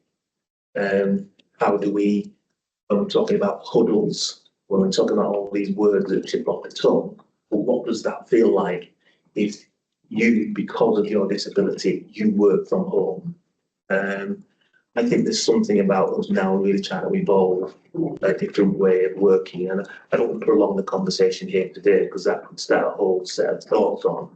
But I think this is more than just looking at a quantitative piece of data that's slapped up every year, showing us a picture. 1 year we're doing this, and next year we're doing that. I think there's a need for us to really get on it, and I think we can break through. I have confidence in this organisation. But as I was saying, for me, it's 5 weeks ago when we had a whole cohort of our colleagues who felt scared to come to work. Yeah. If I asked an honest question of people who were line managing those colleagues, how many times in the last 5 weeks have they gone back and asked a simple question, how are you feeling? How are you doing? We all know that there would be mixed results. What we've got to get to is the place where you wouldn't even have to ask that question because it would just be done. But we've got a gap to that. But I think there's a real focus and there's a great opportunity in this anchor people concept, which I'd like to evolve together and really make a difference in that sort of bit. So I hope that is a segue for you to close this down, because there's an offer here about how we take that forward, and maybe the people and education committee as a whole for doing that piece of work. It's certainly a conversation very keen to have with Gertie now that she's here. Thank you.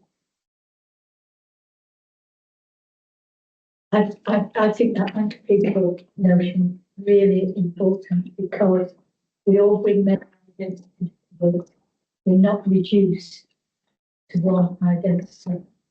And I think, given that the majority of our colleagues actually live in the patch, that's a way of recognising how they also live their identity as living in very largely wherever.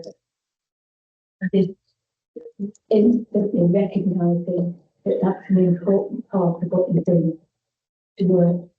So can I suggest that as well as agreeing those recommendations which are in the paper about publication of these reports on the board, that there will be a quarterly review at people in education, and at the same time use that opportunity to expand across colleagues what's that notion of anchor people. What do I bring to work that nobody else knows?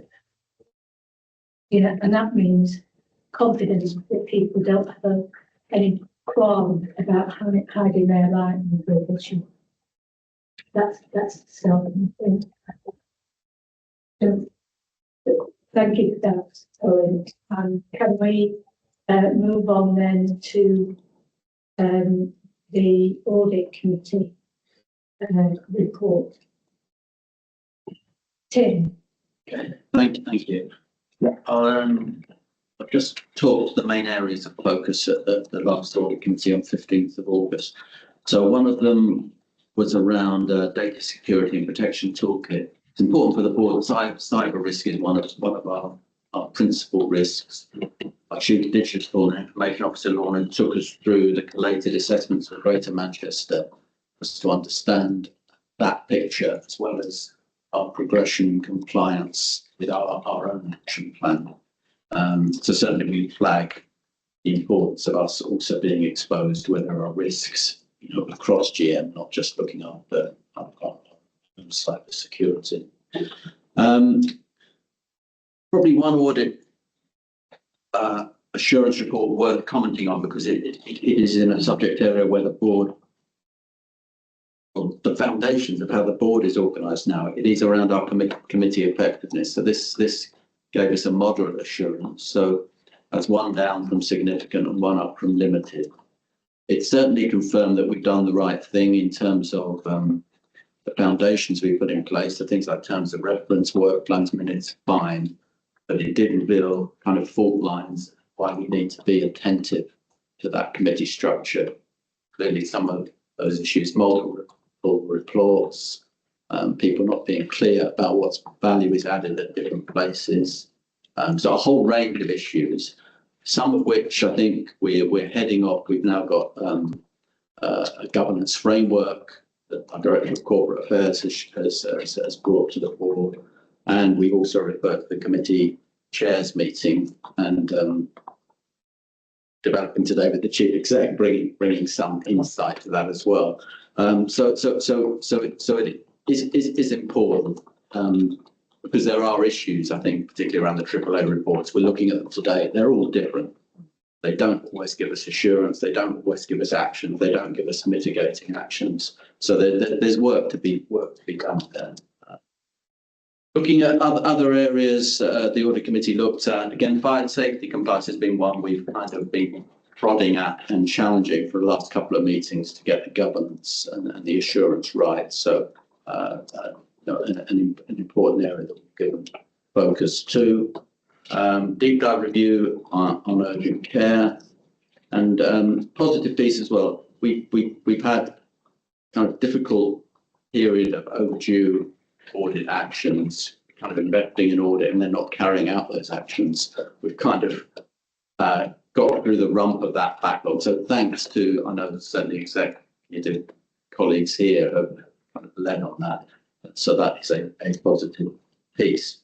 So they're the main areas of focus that I just wanted to cover in that AAA report. Thank you.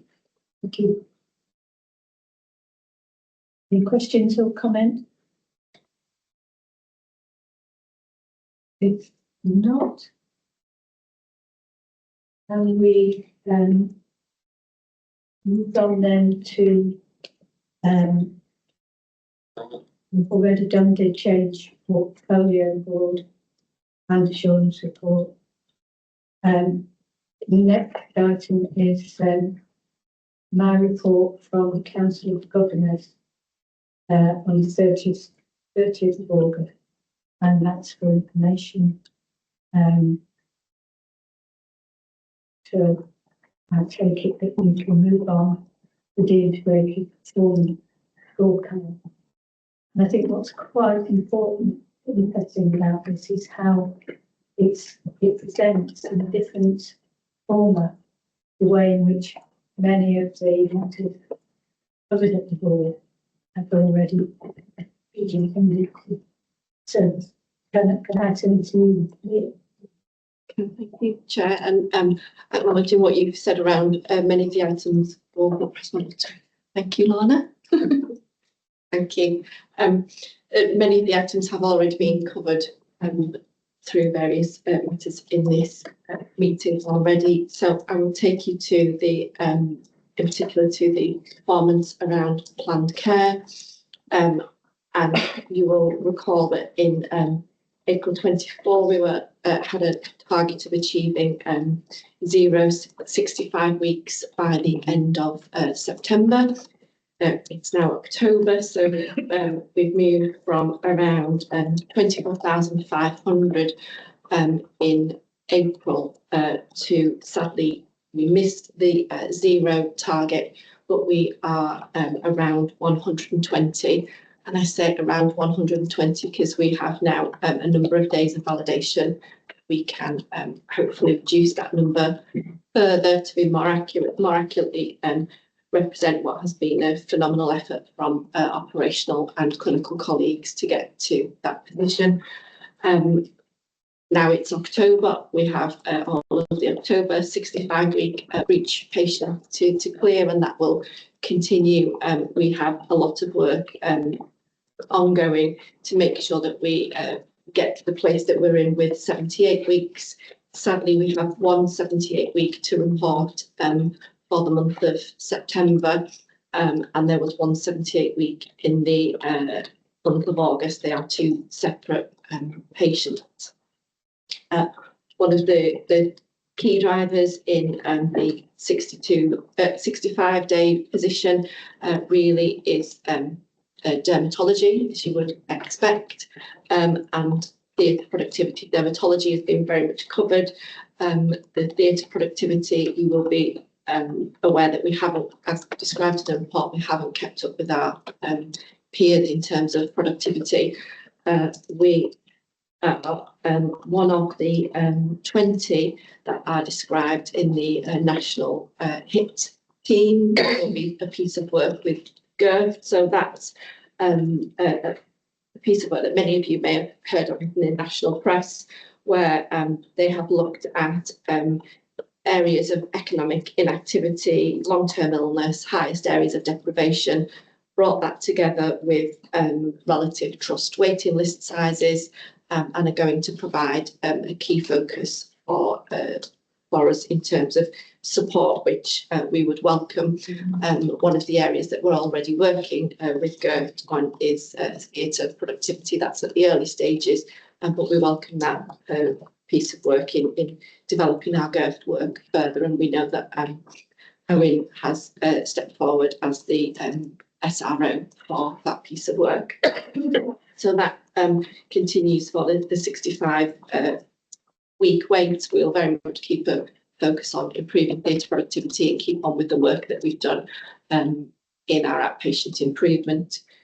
So no questions on 65 weeks. I'll move into, I'll take questions later. I'll move into cancer and urgent and emergency care. So cancer has been very much driven by dermatology in terms of our outlying performance.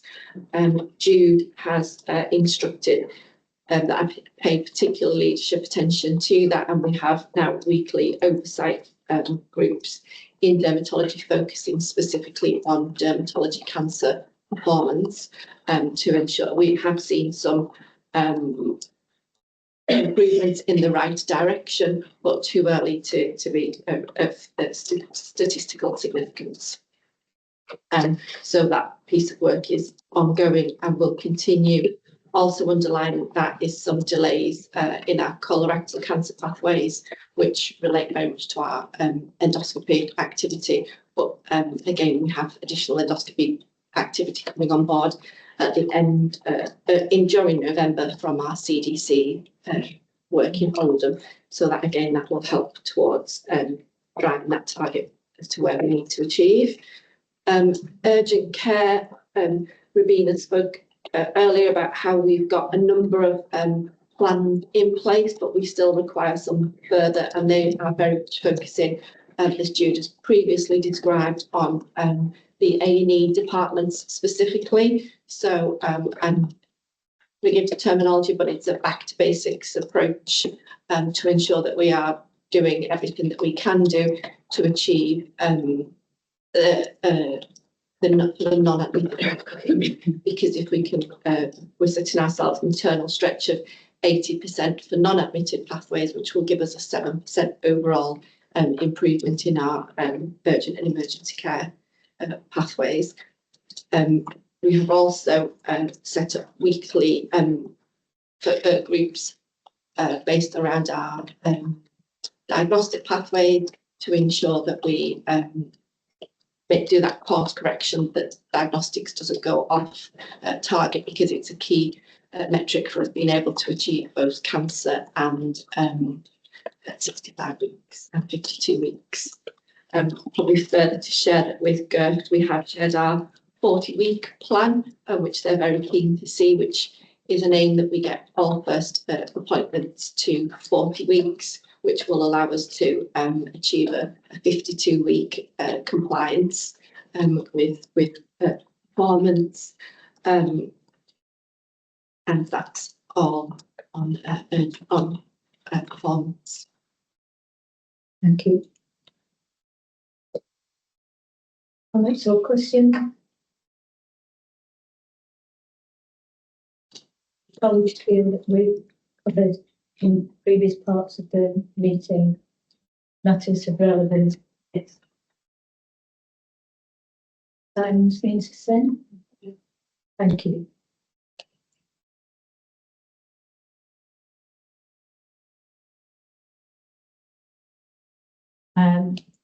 Then finally, we've got the Board of Directors closed session information for August 24th, and that's laid out as usual in terms of the topic covered. We actually haven't, I think we have got on the agenda, haven't we, the board reflection. Yes, after. Yeah. So, is there any other business? Thank you. I'm returning to the board reflection, and again, I kind of started off by saying it seems to me that this board, those papers and comments enable us to address ways in which we have considered our stakeholder patient community we serve. And there's been an improvement, although there is still a journey to go. That work, it's like painting the Pool Bridge. It's ventures, but thanks to all our colleagues at Frontline who continually rise to the challenge. Are there any other colleagues who want to ask?